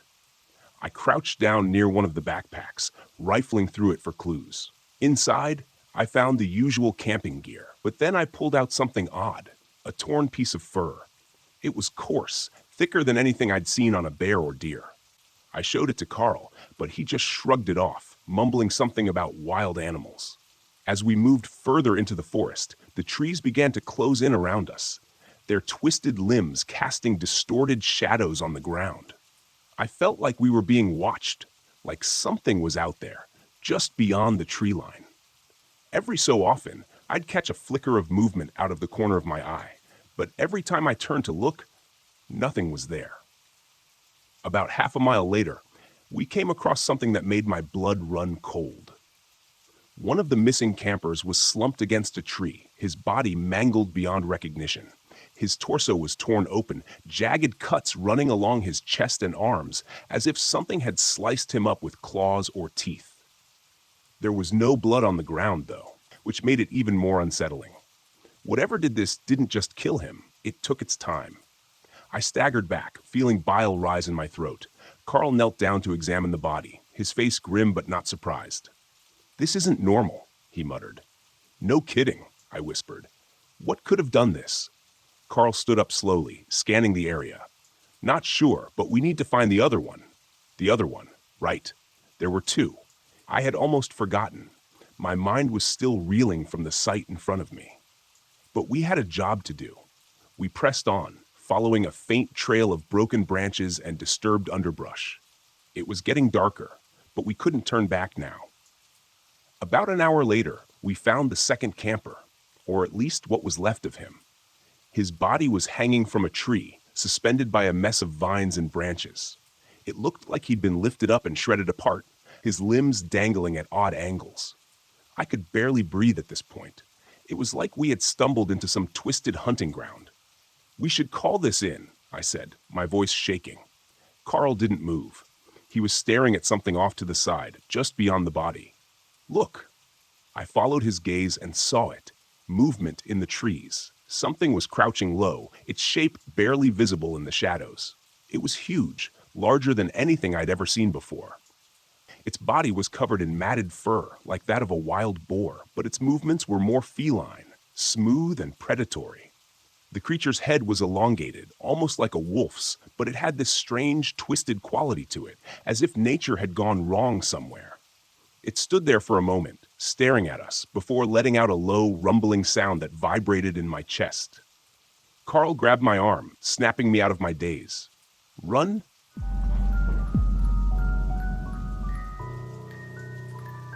I always figured if anything bad ever happened to me, it would be out on the open road, miles away from anyone who could help. Maybe that's why I started carrying a gun. I never wanted to feel helpless. Not that I've had to use it before, but it's there, tucked under the seat of my rig, just in case. The highway was quieter than usual that night, and I was heading west, cutting through some remote stretch of Wyoming. The air was crisp, a bite of winter hanging on, even though it should have been warmer by now. I had a load of lumber bound for some construction site in Idaho. Nothing out of the ordinary. My mind was on the job. The kind of solitary thinking that comes when you're hours into a long haul. It wasn't until I hit the small, nearly forgotten town of Pine Ridge that things started to feel off. Not that there was much to the place. A single gas station, a diner that looked like it hadn't served a hot meal in years, and a couple of houses with their windows boarded up. I needed to refuel, so I pulled into the gas station, the only sign of life in the whole town. The pump was ancient, the kind where you have to flip the lever to start the gas flowing. As I filled up, I noticed the attendant inside the station, a wiry man with a weathered face. He was watching me, his eyes never leaving me. I gave him a nod, more out of habit than friendliness, but he didn't respond, just kept staring like he was sizing me up. It made my skin crawl, but I chalked it up to small-town suspicion. Strangers don't exactly roll through Pine Ridge every day. I paid for the gas and got back in the truck, eager to put some miles between me and that town. As I pulled out, I noticed an old beat-up pickup truck parked on the side of the road. I hadn't seen it when I pulled in, but then again, I wasn't paying much attention. The thing looked like it hadn't run in years, rust eating away at the body and the tires flat against the pavement. An hour later, the road was deserted, just a ribbon of black cutting through the wilderness. That's when I saw the headlights in my mirror. At first, it was just a faint glow, but they got closer. Fast. Too fast. My heart picked up, and I checked my speed. Maybe I was going too slow, but no, I was doing the limit.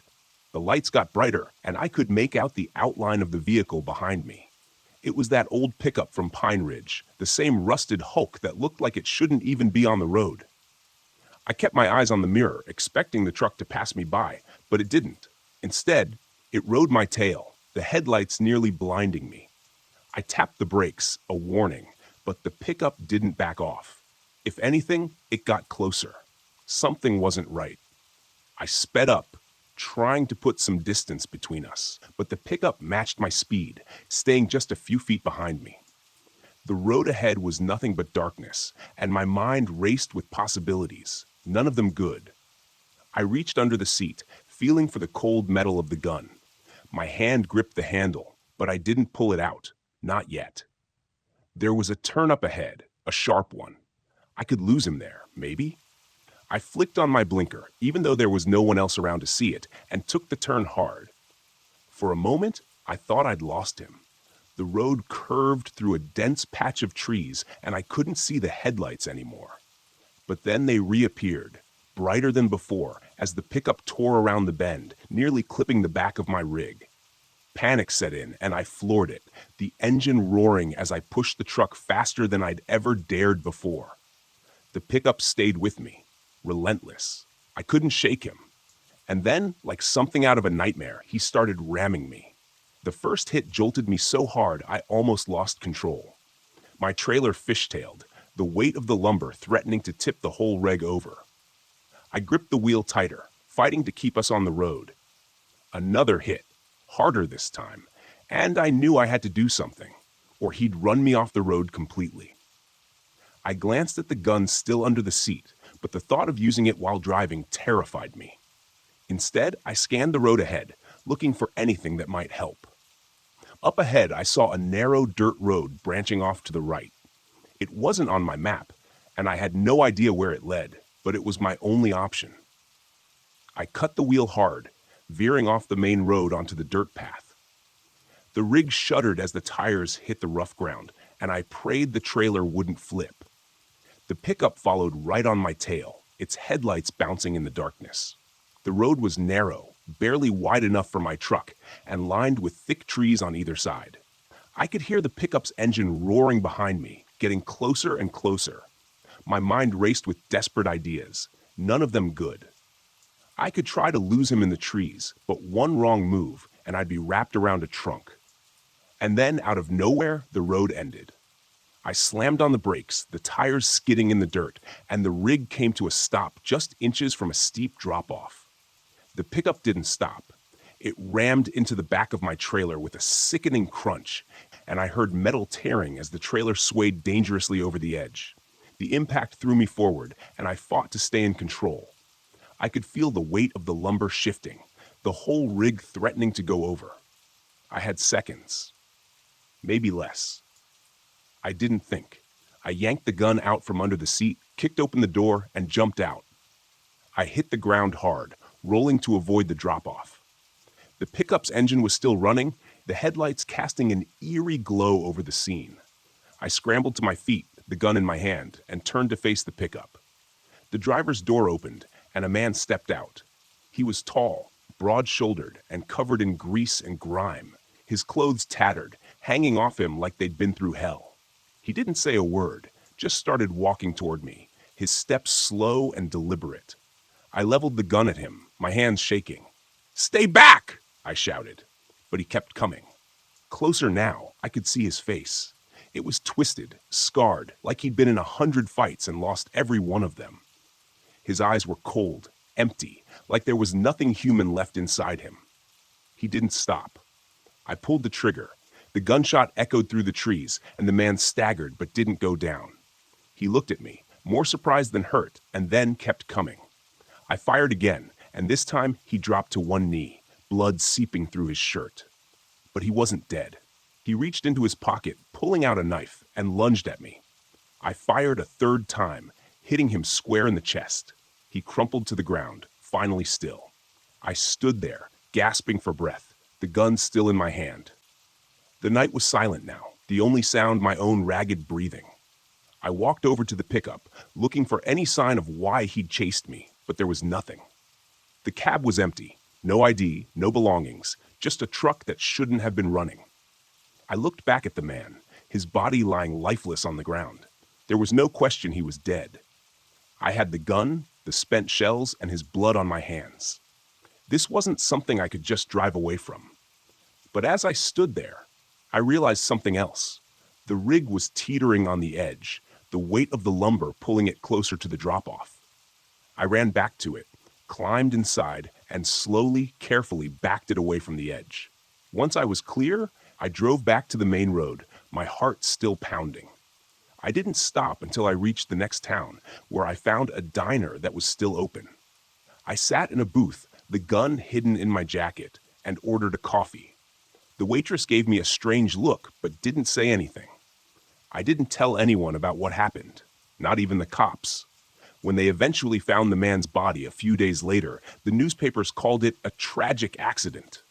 An unidentified man found dead in the woods. They never connected it to me, and I never offered up any information. I finished my coffee, paid the bill, and got back on the road. The sun was starting to rise, and I had miles to go before my next stop. As I drove, I tried not to think about the man or why he'd come after me. It didn't matter now. He was dead, and I was still alive. That was enough.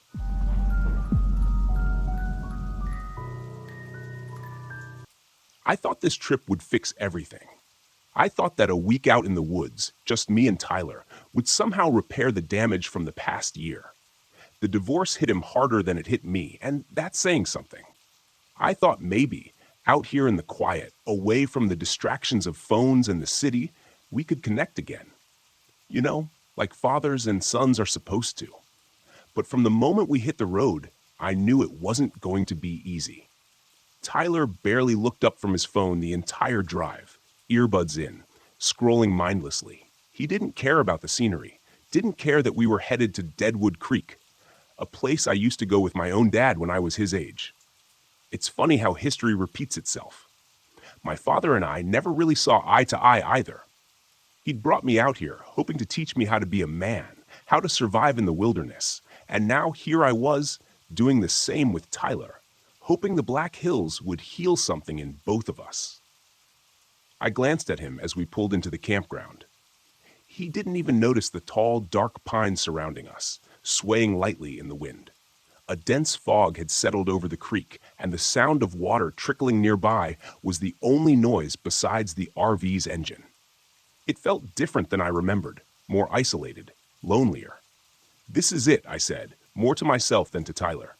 "Cool," he mumbled, still scrolling, not even looking up. I sighed, cutting the engine. After we set up camp, I suggested a short hike to check out the creek. Tyler grumbled but followed me.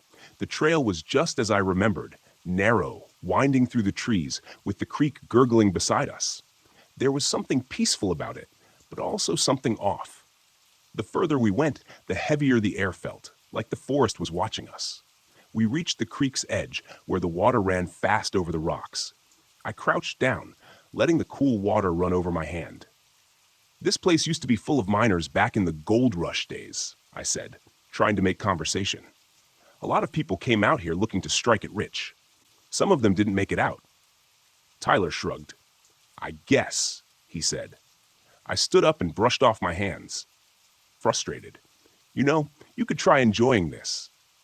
He looked up from his phone for the first time and scowled. "I didn't ask to come here." I bit my tongue, holding back the argument that wanted to burst out. "Let's head back to camp." As we turned to leave, something flickered in my peripheral vision. I stopped, squinting through the trees. There, just at the edge of the clearing, a dim light floated in the distance. It flickered like a lantern, swaying in the wind. "Did you see that?" I asked, pointing toward the trees. Tyler glanced up, following my gaze. "What? That light?" It was gone. I blinked, rubbing my eyes. Maybe I'd imagined it. The fog had thickened while we were by the creek, and the woods were growing darker. Never mind, let's go. The first night was when things started getting weird. Tyler and I had retreated to the RV after dinner. He was predictably glued to his phone while I tried to read a book, but the quiet gnawed at me. The stillness outside felt oppressive rather than peaceful. The wind had picked up, and the pines swayed ominously against the backdrop of the night. Then I heard it. At first, I thought it was just the wind, a soft, barely there sound like whispers carried on the breeze. But as I listened, it grew more distinct. Not the wind, voices, faint, disembodied voices murmuring just outside the RV. "Did you hear that?" I asked, sitting up straighter. "What?" Tyler didn't even look up. "The voices outside." Tyler pulled out one of his earbuds, frowning. "What are you talking about?"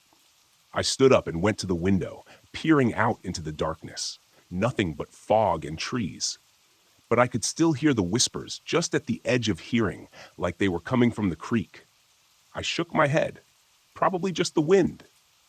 Tyler rolled his eyes and went back to his phone, but something about those whispers unsettled me. That night as I lay in bed, I couldn't shake the feeling that we weren't alone. The next morning, the air felt even heavier. Tyler was still distant, sulking around camp, so I suggested another hike, hoping it would clear the tension between us. He reluctantly agreed, and we set off down the trail again, heading back toward the creek. But this time, the unease I'd felt the day before was stronger. Every rustle in the trees, every crack of a branch set me on edge. As we walked, I couldn't help but glance over my shoulder. The feeling of being watched was constant now, like eyes were following us from the shadows. Then I saw it again. The light.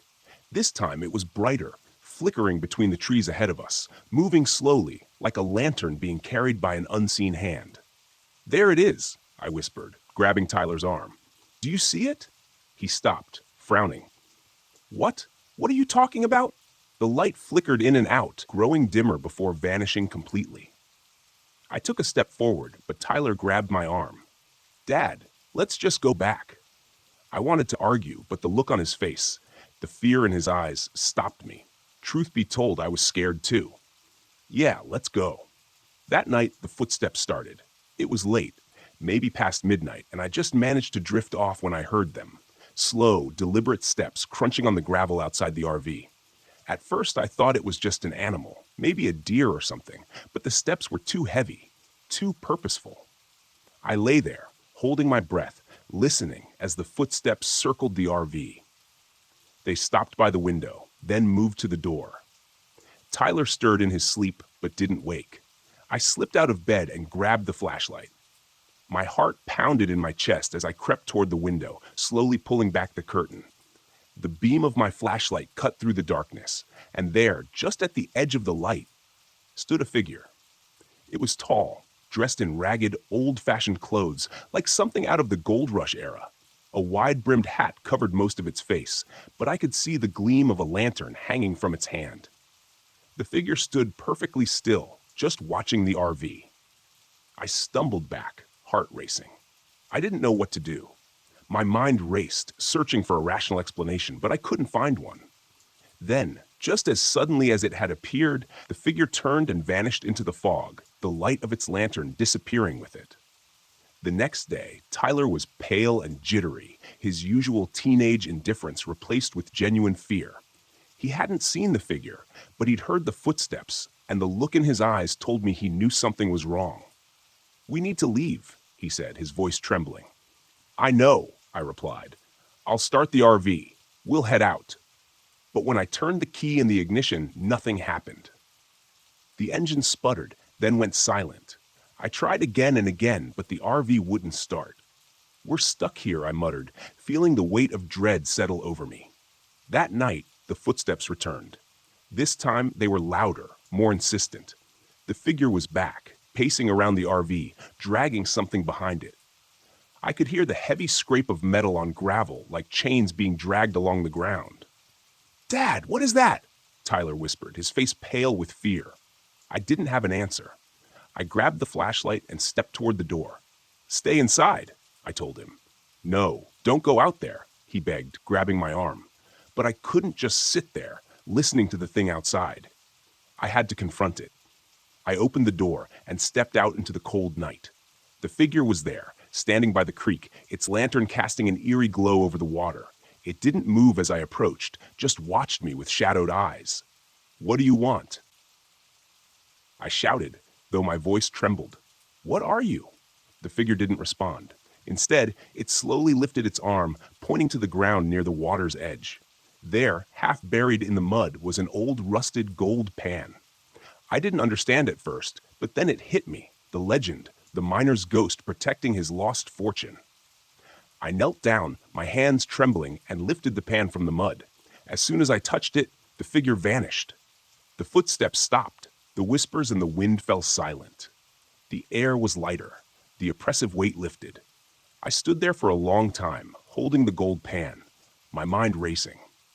Then, without looking back, I turned and went back to the RV. The next morning, the RV started without a hitch. We left Deadwood Creek behind, and neither of us spoke about what happened. But as we drove away, I couldn't help but glance in the rearview mirror, half expecting to see the figure watching us from the trees. I didn't, but I knew, deep down, that something had happened out there. Something I couldn't explain, something I would never forget. And maybe, just maybe, Tyler and I would be okay.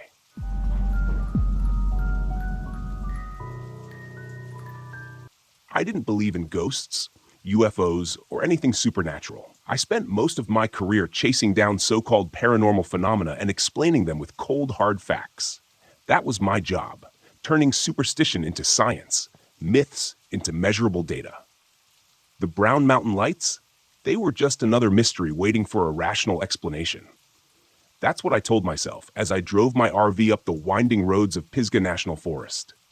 The thick trees closed in on either side. The air was crisp and autumn leaves scattered across the path. There was a quiet stillness that made the world feel far away. I should have felt calm, excited even, but as the sun began to sink behind the distant ridges, leaving the forest bathed in shadow, I felt something else. Tension. Shaking it off, I parked the RV at the remote campsite I'd scouted. This was supposed to be a solo trip, a few days to get up close and personal with the Brown Mountain Lights, interview locals, take readings, and prove once and for all that the lights were nothing more than atmospheric conditions or optical illusions. I had all the gear I'd need: high-resolution cameras, thermal scanners, EMF detectors, the works.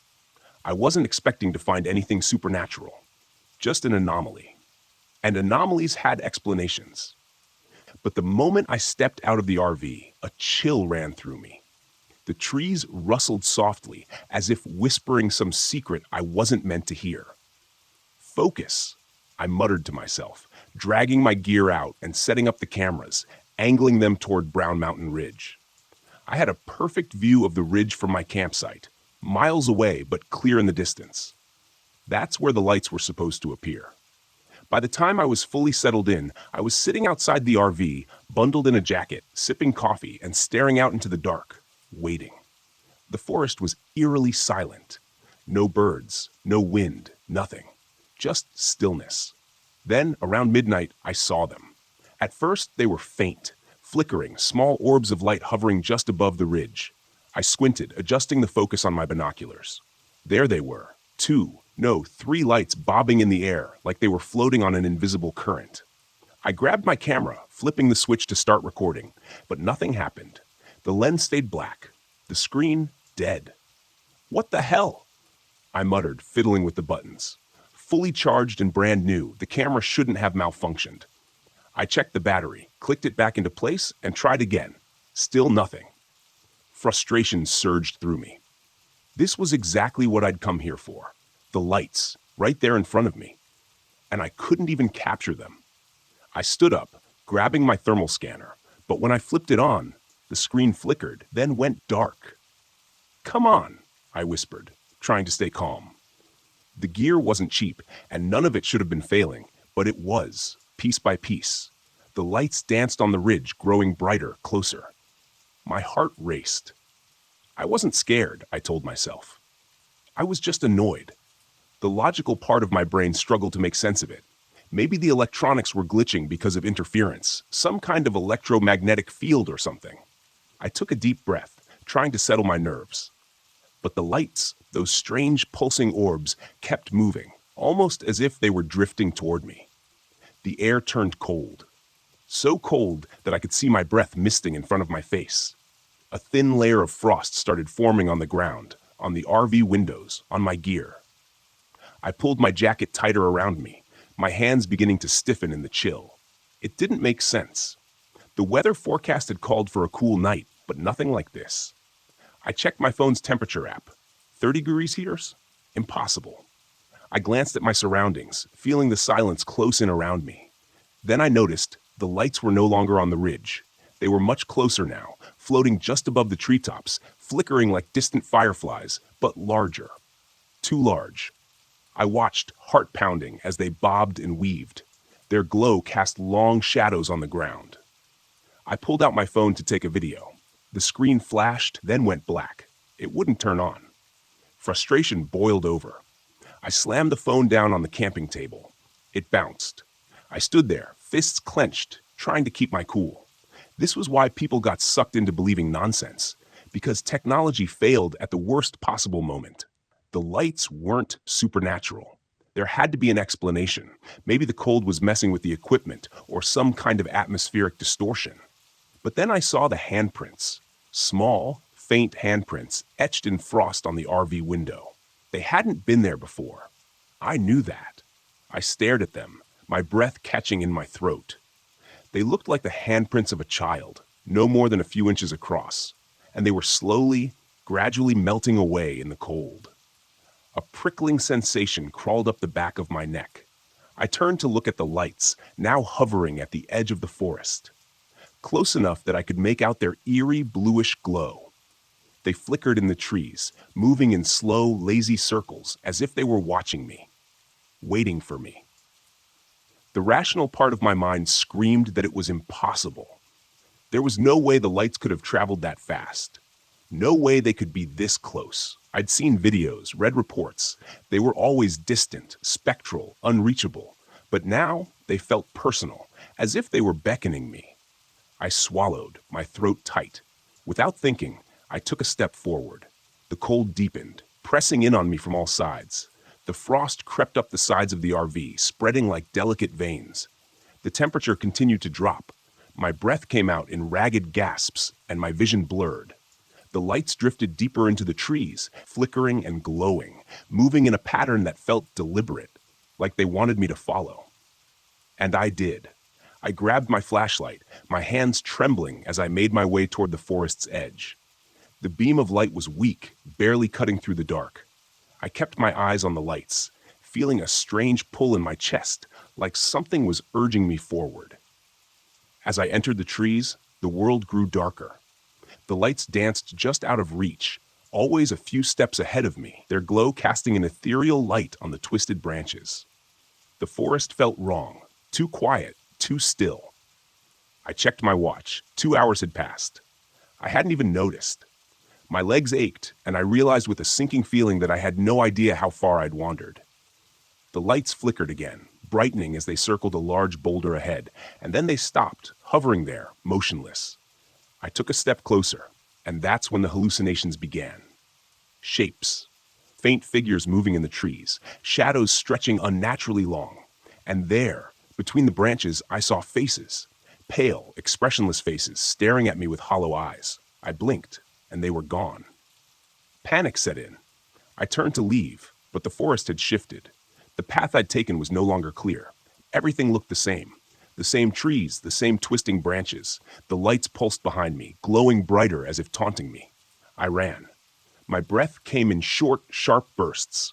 My heart raced in my chest as I stumbled through the underbrush, trying to find my way back to the campsite. The lights flickered at the corners of my vision, but I ignored them. Then I heard it. Footsteps. Light. Quick footsteps crunching through the frost behind me. I didn't dare look back. I ran faster, my flashlight flickering and dying in my hand. I broke through the tree line, gasping for air, and saw the RV ahead. A welcome sight. But the air around it was colder than ever. The frost was so thick on the windows that it looked like snow. And there, pressed against the glass, were more handprints. Dozens of them. I scrambled inside, locking the door behind me, and collapsed on the floor, panting. My entire body trembled with cold and fear. The lights were still out there. I could see them through the frosted windows, flickering in the trees, growing fainter as the night wore on. I didn't sleep. I couldn't. By dawn, they were gone. The temperature returned to normal, and the frost melted away. But I didn't feel safe. Not anymore.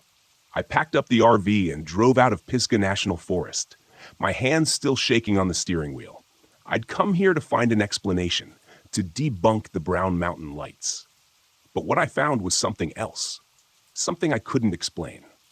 And I knew deep down that the lights weren't just a phenomenon. They were something more, something ancient, something dangerous, something that had almost taken me. I don't know what they wanted, but I'll never go back to find out.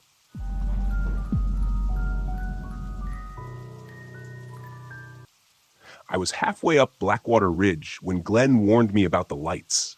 His bait shop was the last stop before the mountain trail turned into pure wilderness, and I dropped in for some extra firewood. He was standing behind the counter, leaning on his elbows, watching me load up my supplies. His words hung in the air long after they left his mouth. "People get lost up there," he said, his voice low and cautious. "You hear the stories?" I zipped up my jacket and shook my head. "What stories?" "About the lights. They show up when the sun goes down, start flickering in the trees like they're leading you somewhere. But you follow them. You don't come back." I should have known better than to brush him off. I should have asked more questions. But the truth was, I didn't care. I wasn't here for ghost stories or local superstitions.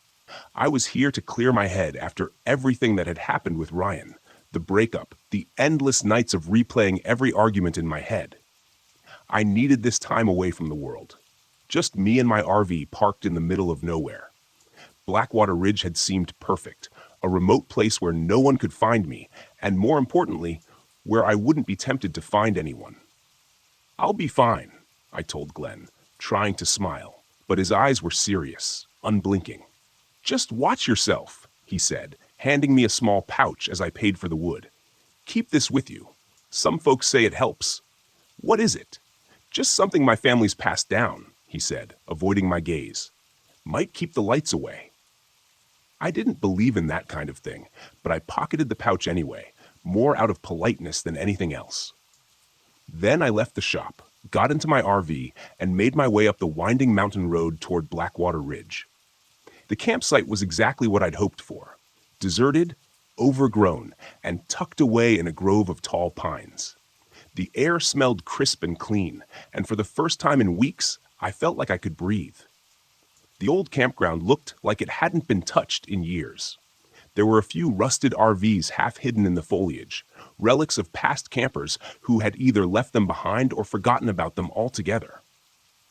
I parked my RV at the far edge of the grove, close enough to the trees to feel enclosed, but far enough from the abandoned vehicles to avoid any weird vibes. It was perfect, a place to disconnect and forget. That first day was peaceful. I went for a hike, snapped a few photos, and by the time the sun was setting, I was sitting outside by the fire pit, listening to the crackling flames and sipping from a thermos of tea. The sky was clear, and the stars began to poke through the darkness, dotting the sky like tiny pinpricks of light. Then, out of the corner of my eye, I saw it. A small flickering light deep in the woods just past the tree line. At first, I thought it was a firefly, but it was too big. It moved slowly, gliding through the trees like it was looking for something or someone. I sat up, narrowing my eyes to focus. The light was faint but unmistakable. It pulsed gently like a heartbeat, its glow barely reaching me through the dense pines. Then another light appeared beside it. Then another. 3 faint orbs flickering in unison, moving deeper into the forest. Glenn's warning about the lights echoed in my mind, but I shook it off. They were probably just campers in the distance, or maybe a reflection from a house far off the ridge. I wasn't about to let some old superstition spook me on my first night. I sat back, trying to relax, but the lights wouldn't leave me alone. They moved again, gliding slowly through the trees as if they were beckoning me to follow. I could almost hear a whisper in the air, like soft voices drifting on the wind. "Come closer." I stood abruptly, shaking my head. "No," I muttered to myself. "You're not doing this. You came here to get away, not chase after stupid lights in the woods." But the longer I stood there, the harder it was to ignore them. They were so gentle, so inviting. It felt like they were calling me, pulling at some part of me that I couldn't explain. My feet shifted forward, inching toward the forest edge. "Come." I blinked, snapping out of it. What was I doing? I wasn't about to follow some strange lights into the woods. Glenn had warned me, hadn't he? I couldn't let myself get sucked into this nonsense. I backed away from the trees, heart pounding, and went back into my RV, slamming the door behind me. The lights flickered one last time outside the window before they disappeared, swallowed by the darkness. The next day, I couldn't shake the feeling that I was being watched. I spent the morning hiking, trying to focus on anything but what had happened the night before. But the woods felt different now, quieter. The usual sounds of birds and rustling leaves had faded, replaced by a stillness that pressed in on me. Every time I looked over my shoulder, I thought I saw movement, a shadow darting between the trees or the faintest flicker of light just out of sight. I told myself it was paranoia, that I was letting Glenn's warning get under my skin. But deep down, I knew something wasn't right. By the time evening came, the anxiety had settled into my bones. I lit another fire and sat outside, staring into the flames, trying to calm myself. But as soon as the sun dipped below the horizon, the lights came back. This time, they were closer.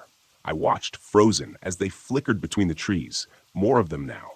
5, maybe 6, all moving in the same slow, rhythmic pattern. They circled the edge of the campground, their glow soft but persistent.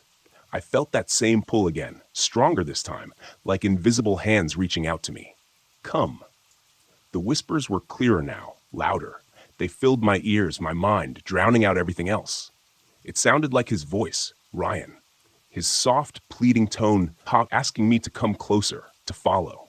I stood, my body moving of its own accord. It wasn't just curiosity anymore. It was need. I needed to know what these lights were, where they were leading me. Maybe it was Ryan. Maybe he'd followed me, wanted to make things right. The thought was irrational, but in that moment, it made perfect sense. I took a step toward the forest, then another. My heart raced as I approached the tree line, the lights growing brighter, more vivid. But as I crossed into the shadows, something shifted in the air. The forest felt wrong, twisted, like the trees were closing in around me. The lights flickered erratically, their gentle glow turning sharp, jagged. I froze. The whispers turned darker, harsher. Come now. No, this wasn't right. This wasn't Ryan. This was something else, something wrong. I stumbled back, panic rising in my chest. The lights surged forward, surrounding me, blinding me. In desperation, I grabbed the pouch Glenn had given me, clutching it tightly. The lights flickered wildly, then dimmed. I backed away as the whispers receded and the lights finally disappeared, leaving me alone in the dark woods, shaking.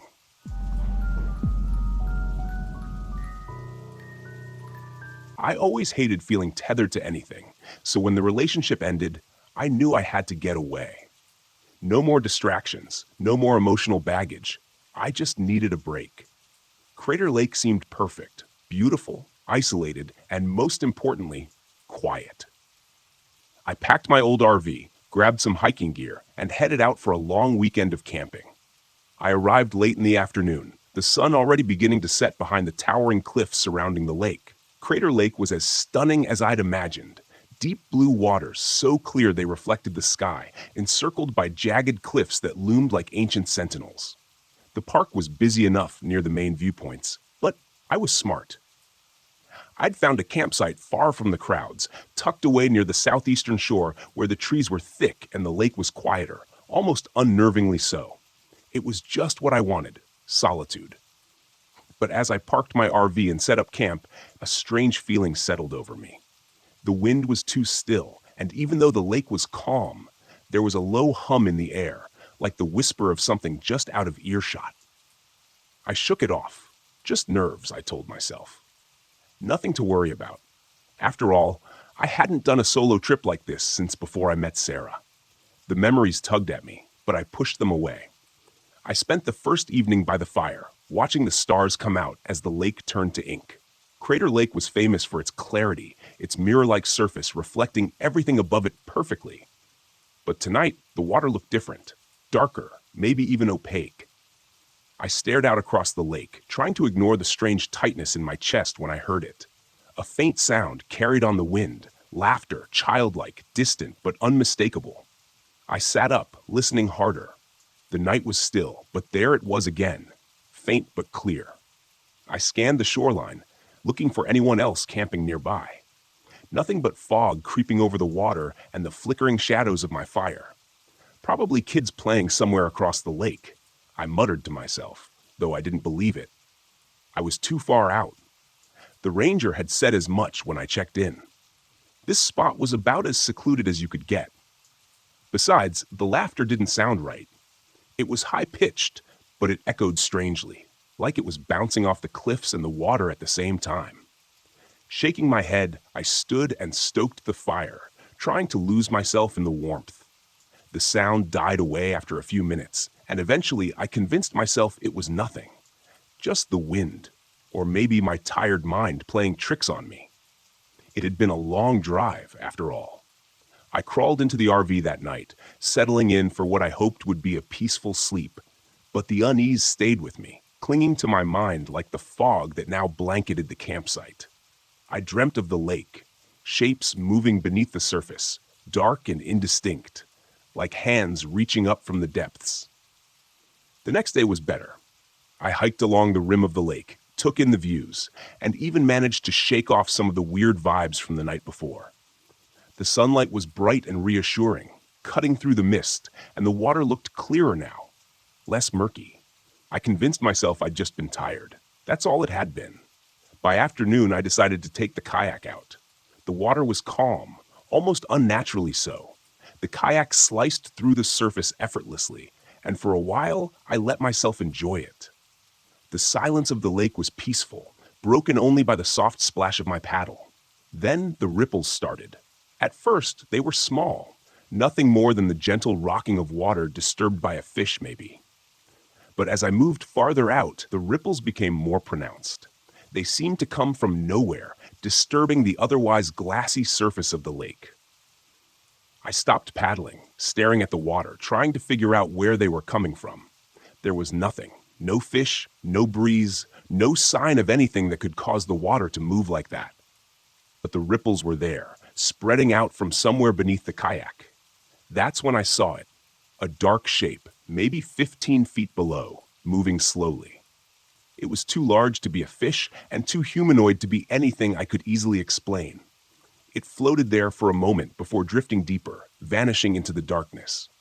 I blinked, gripping my paddle tighter. My heart raced, but I forced myself to breathe. Maybe it was a log, I reasoned, or some weird optical illusion. I was looking through layers of water, after all, and who knew how light refracted down there? But deep down, I didn't believe it.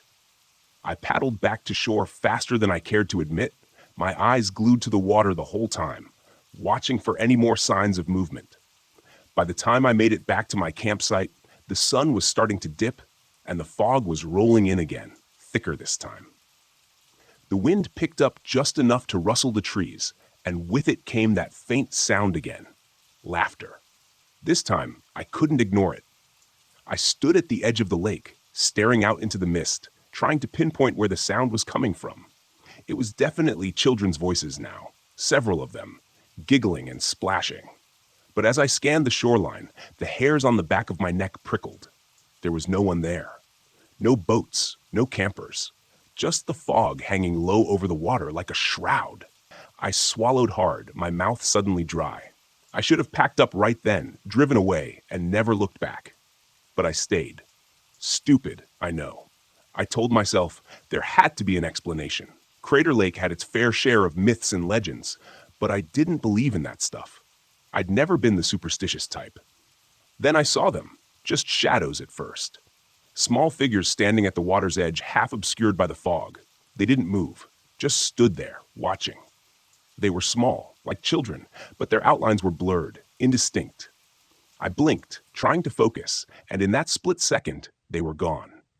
I stepped back from the shore, my heart hammering in my chest. I wasn't seeing things. They were there. I'd seen them.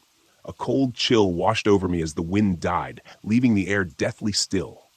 The whispers started again, faint and melodic, drifting across the water. But this time, they were louder, closer. I backed toward the RV, glancing over my shoulder, half expecting to see those figures standing behind me. Nothing. I fumbled with the RV door, slamming it shut behind me and locking it. My hands were shaking, my mind racing. I sat there in the dim light, listening. The whispers grew louder, like they were pressing in on me from all sides. It was as if the voices were coming from the lake itself, echoing relentlessly. I closed my eyes, trying to block it out, but it didn't stop. The sound seeped into my mind, becoming clearer, more distinct. I could hear the splashing of water and the soft giggles turning into cries. It was children drowning, calling for help. I could hear their little hands slapping against the surface of the water, their desperate gasps for air. My breath hitched, panic rising in my chest. I had to get out of here. I threw my gear into the RV, not caring about the mess, as I reached for the ignition. The RV's lights flickered and died. The engine wouldn't turn over. I cursed under my breath, frantically trying the key again and again. Nothing. Outside, the whispers grew louder. I could hear the faint tapping now, soft knocks against the RV windows. My blood ran cold as I turned. Handprints, small, wet handprints, appeared on the windows, slowly sliding down the glass.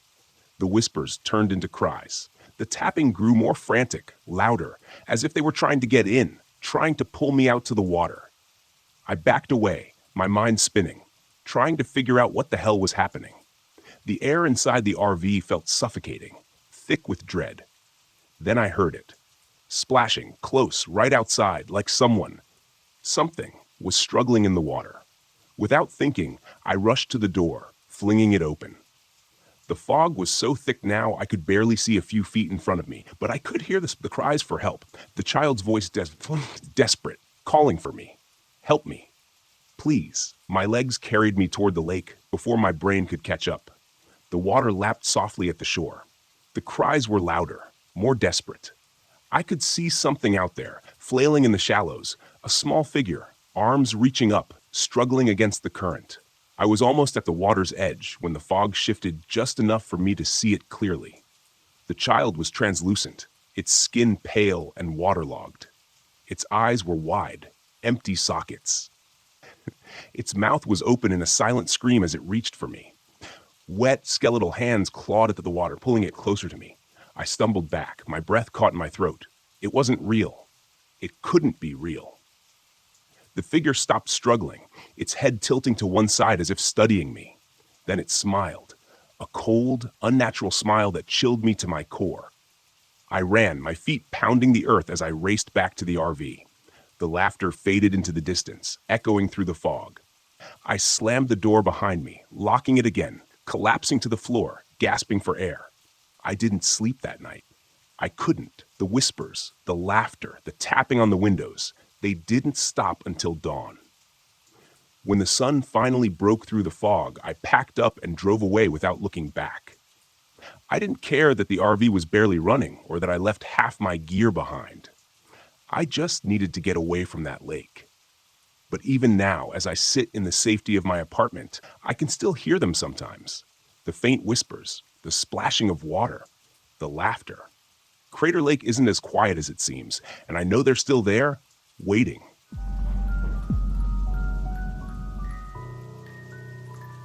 I had been staring at the sinkhole for hours. The edges of the earth had crumbled away into a perfect jagged circle, leaving nothing but a gaping void beneath me. It was unnervingly symmetrical, as though the ground hadn't collapsed on its own, but had been carved out by something or someone. I crouched at the edge, carefully adjusting my geological scanner, but the equipment was giving me nothing but static. The readings were all over the place. This doesn't make sense, I muttered, tapping the scanner in frustration. I hadn't come all the way to Hollow Creek for faulty data. I took a deep breath and scanned the horizon. The thick pines loomed like sentinels around the campground, their pale light of late afternoon casting long shadows across the landscape. My RV sat parked a short distance away, looking small and vulnerable against the vast wilderness of Chugach National Forest. It was a beautiful place, no doubt. Quiet, remote, exactly what I needed to clear my head. But the silence had a weight to it, an unnatural stillness that gnawed at the edges of my mind. I was here on a solo trip, tasked with investigating the sudden appearance of several sinkholes that had been forming in the area. Geological instability was the theory, but something about the way these holes formed had raised red flags from the moment I arrived. The patterns were too precise, too deliberate. My phone buzzed, breaking the silence. It was Ethan, the local park ranger, and the closest thing to human contact I'd had in days. His voice crackled through the static as I picked up. "Hey, Megan, how's it going out there?" "Not great," I admitted. "The equipment's glitching again, and these sinkholes, I don't know. They feel weird. Not like anything I've seen before." Ethan chuckled, but there was an edge to it. "Hollow Creek's always been strange. You wouldn't be the first to think something's off here." "What do you mean?" I asked, standing up and dusting off my jeans. "You ever hear the stories about this place? Locals believe the sinkholes are more than just geological shifts. They think there's something ancient beneath the earth. The indigenous people used to call it the land that breathes. They thought the earth here was alive, that it could swallow you whole if you weren't careful. I rolled my eyes, though the words stirred an uneasy feeling deep in my gut. Sounds like folklore to me. Maybe, Ethan said, his tone serious now. But I'd be careful if I were you. These woods have a way of playing tricks on you. And the sinkholes, well, they've taken people before. People who didn't listen to the warnings. I didn't respond right away, staring down into the abyss of the sinkhole in front of me. I'd studied rocks and underground formations for most of my career, but nothing had prepared me for the unnerving stillness of this place. Thanks for the heads up, I said, trying to keep my voice light. But I'm here to study geology, not ghosts. Ethan sighed. Just don't go too deep, okay? Call if you need anything. I hung up and pocketed the phone, but the conversation lingered in my mind. The land that breathes. Superstition, I told myself. Just old stories. I turned back to the sinkhole. Something inside me itched to see what was beneath the surface, to understand what was causing the ground to shift in such a strange, unnatural way. The patterns in the rocks I had been studying weren't like any natural formation I'd seen before. There were spirals, perfectly etched into the stone, as though by design, not by nature. The deeper I looked, the more I felt like I was standing on the edge of something I wasn't meant to find. That night, the first signs of trouble came in the form of noise, a low, deep rumbling that vibrated through the ground like the hum of a giant unseen machine. It started just as I was finishing dinner, sitting by the campfire. The sounds blended into the whispering wind at first, but then it grew louder, more distinct, like a deep pulse coming from below. I stood, flashlight in hand, scanning the trees. The stars were barely visible, shrouded in the thick clouds that seemed to roll in out of nowhere. The fire flickered, casting eerie shadows on the trees. For a moment, I thought I heard footsteps, something moving in the dark. "Ethan?" I called, my voice small against the vast silence. Nothing. I walked toward the sinkhole, my stomach knotting with every step. The rumbling grew louder, and as I reached the edge, I felt it, vibrations under my feet. The ground beneath me was shifting, alive. I shone my flashlight down into the hole, but the beam disappeared into the blackness, swallowed by the depths. I knelt, running my hand along the edge. The earth was soft, loose, as though it had only recently begun to settle after something had disturbed it. Suddenly, the ground beneath me gave way. I scrambled backward, heart racing, just as a section of the earth collapsed, sending a cascade of dirt and rocks into the sinkhole. I fell onto my back, gasping for air, watching as the hole grew wider, deeper, like a hungry mouth devouring the ground. Adrenaline pumped through me as I backed away, my mind racing. I needed to get out of here. This wasn't normal. This wasn't just a geological phenomenon. Something was moving beneath the surface. Something massive. I rushed back to the RV, the flashlight beam bouncing erratically as I fumbled for the key. But as I reached the door, the ground shook again, harder this time. The sinkhole was growing fast. I had to leave now. But then a thought struck me. What if I was right? What if this was something no one had ever discovered before? If I could just capture proof, if I could document what was really happening here, my work would be revolutionary. I would be vindicated. My mind flashed back to the spirals in the rock, the patterns that had seemed too deliberate to be natural. There was something ancient beneath the earth, and I was so close. I grabbed my gear and rushed back to the edge of the sinkhole. My heart pounded in my chest as I descended carefully into the darkness, lowering myself into the opening. The air grew colder as I went deeper. The walls of the hole were damp and slick beneath my hands. After what felt like an eternity, I reached the bottom. The cavern was vast, much larger than I had anticipated. My flashlight illuminated jagged rock formations, but it was the carvings on the walls that caught my breath. Symbols, spirals etched deep into the stone. They were everywhere, ancient and deliberate. This wasn't just a natural formation. This was a structure, a temple of some kind, buried deep beneath the earth for centuries, maybe longer. I pulled out my camera, hands trembling, and began to record. But as I did, a low, resonating sound filled the cavern, a rhythmic pulse like the beating of a massive heart. I froze, my breath catching in my throat. The walls seemed to vibrate with the sound, the ground shifting beneath my feet. And then, from the shadows, I heard it.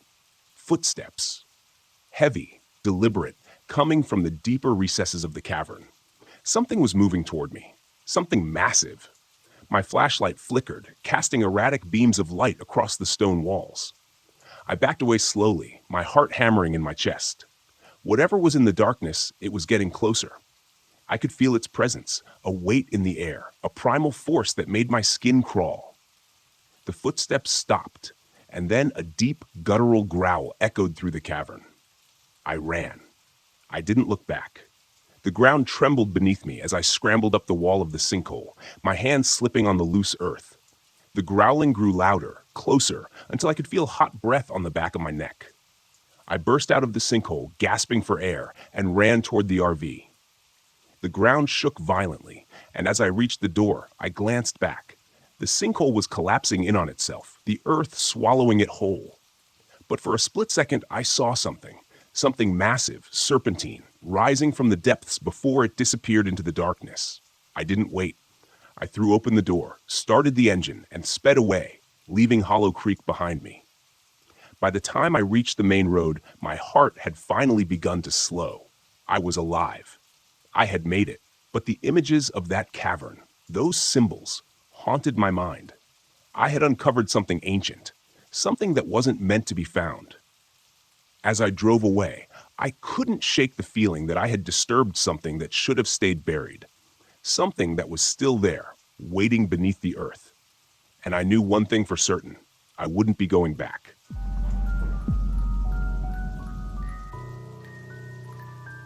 I hadn't planned on staying at Stillwater Grove. The campground wasn't even marked on my map, just a small patch of green near the edge of Shawnee National Forest. But as I drove down the empty forest road, I saw the sign, old, weathered wood with the words Stillwater Grove Campground carved into it. It felt like an invitation, one I couldn't resist. I'd been on the road for weeks, photographing wildlife for a personal project I'd picked up after quitting my job. The last few months had been a blur of long drives, lonely campsites, and an overwhelming need to be anywhere but back in the city. I didn't miss my corporate job or my ex. What I did miss was the feeling that I knew what the hell I was doing with my life. Stillwater Grove seemed perfect, quiet, isolated, and right by the lake. It would give me the break I needed, some peace before heading back into the real world. When I pulled into the campsite, the late afternoon sun cast long shadows across the grove. The air was still, the only sound being the gentle lapping of water against the shore. A single RV sat on the far side of the campground, a distant figure moving near it. Otherwise, it was just me. I parked my RV near the edge of the lake, the water glistening under the fading light. After setting up camp, I grabbed my camera and headed toward the shore, hoping to catch the sunset. As I stood there, framing the perfect shot, a voice startled me. "Beautiful, isn't it?" I turned to see a woman standing a few feet away, her face half in shadow. She had an otherworldly kind of beauty, pale skin, long dark hair, and eyes that seemed to take in everything. "Yeah," I replied, lowering my camera. "It's peaceful." She smiled. "It always is here." "I'm Ellie, by the way."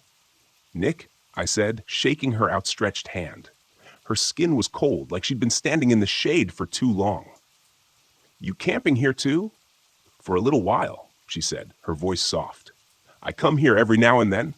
Can't stay away." Her words sent a shiver down my spine, though I couldn't explain why. I wasn't used to talking to people much anymore. The solitude had become my comfort zone, and something about Ellie felt out of place. "You here for the fishing?" I asked, trying to make small talk. She shook her head. "No, just the lake, the quiet." We stood in silence for a moment, watching the sun sink behind the trees. The sky turned shades of pink and orange, the water reflecting the colors like a mirror. I raised my camera, snapping a few shots, and when I looked back, Ellie was gone, just like that. I glanced around, but there was no sign of her. The other RV was still parked at the far end of the grove, but there was no movement. I chalked it up to her being quick on her feet, though it left me feeling oddly unsettled. That night, I couldn't sleep. The wind had picked up, making the trees outside rustle against each other like whispered secrets. I rolled over in bed, trying to find a comfortable position, but something felt off. The RV was too cold, colder than it should have been. I checked the thermostat, but everything seemed normal. Still, the chill lingered. I grabbed a blanket and tried to force myself to sleep. That's when I heard it. A faint sound, barely audible at first, like a woman's voice carried on the wind. I sat up, listening, but it was gone. Just my imagination, I thought. Long days alone in the woods will do that to you. But then I heard it again. This time it was clearer, a soft melodic humming coming from outside. I climbed out of bed, grabbing my flashlight. My breath fogged up in the cold air as I stepped outside the RV, scanning the campsite. Nothing. Just the stillness of the lake and the trees swaying gently in the wind. But the humming persisted, coming from near the water's edge. I walked toward the shore, the beam of my flashlight dancing over the ground. And that's when I saw her. A woman in white, standing at the edge of the lake, her back to me. Her long, dark hair hung loose down her back, swaying slightly as she hummed that haunting tune. "Ellie?" I called out, my voice shaking. She didn't turn. She just stood there, motionless, her gaze fixed on the water. Something about the way she stood, so still, so rigid, set my nerves on edge. I took a step closer, the flashlight illuminating her pale figure. But as soon as the light touched her, she vanished. I blinked, stunned. 1 second, she'd been there, and the next, she was gone. The water rippled where she had been standing, but otherwise, the lake was empty. I backed away, my heart pounding in my chest.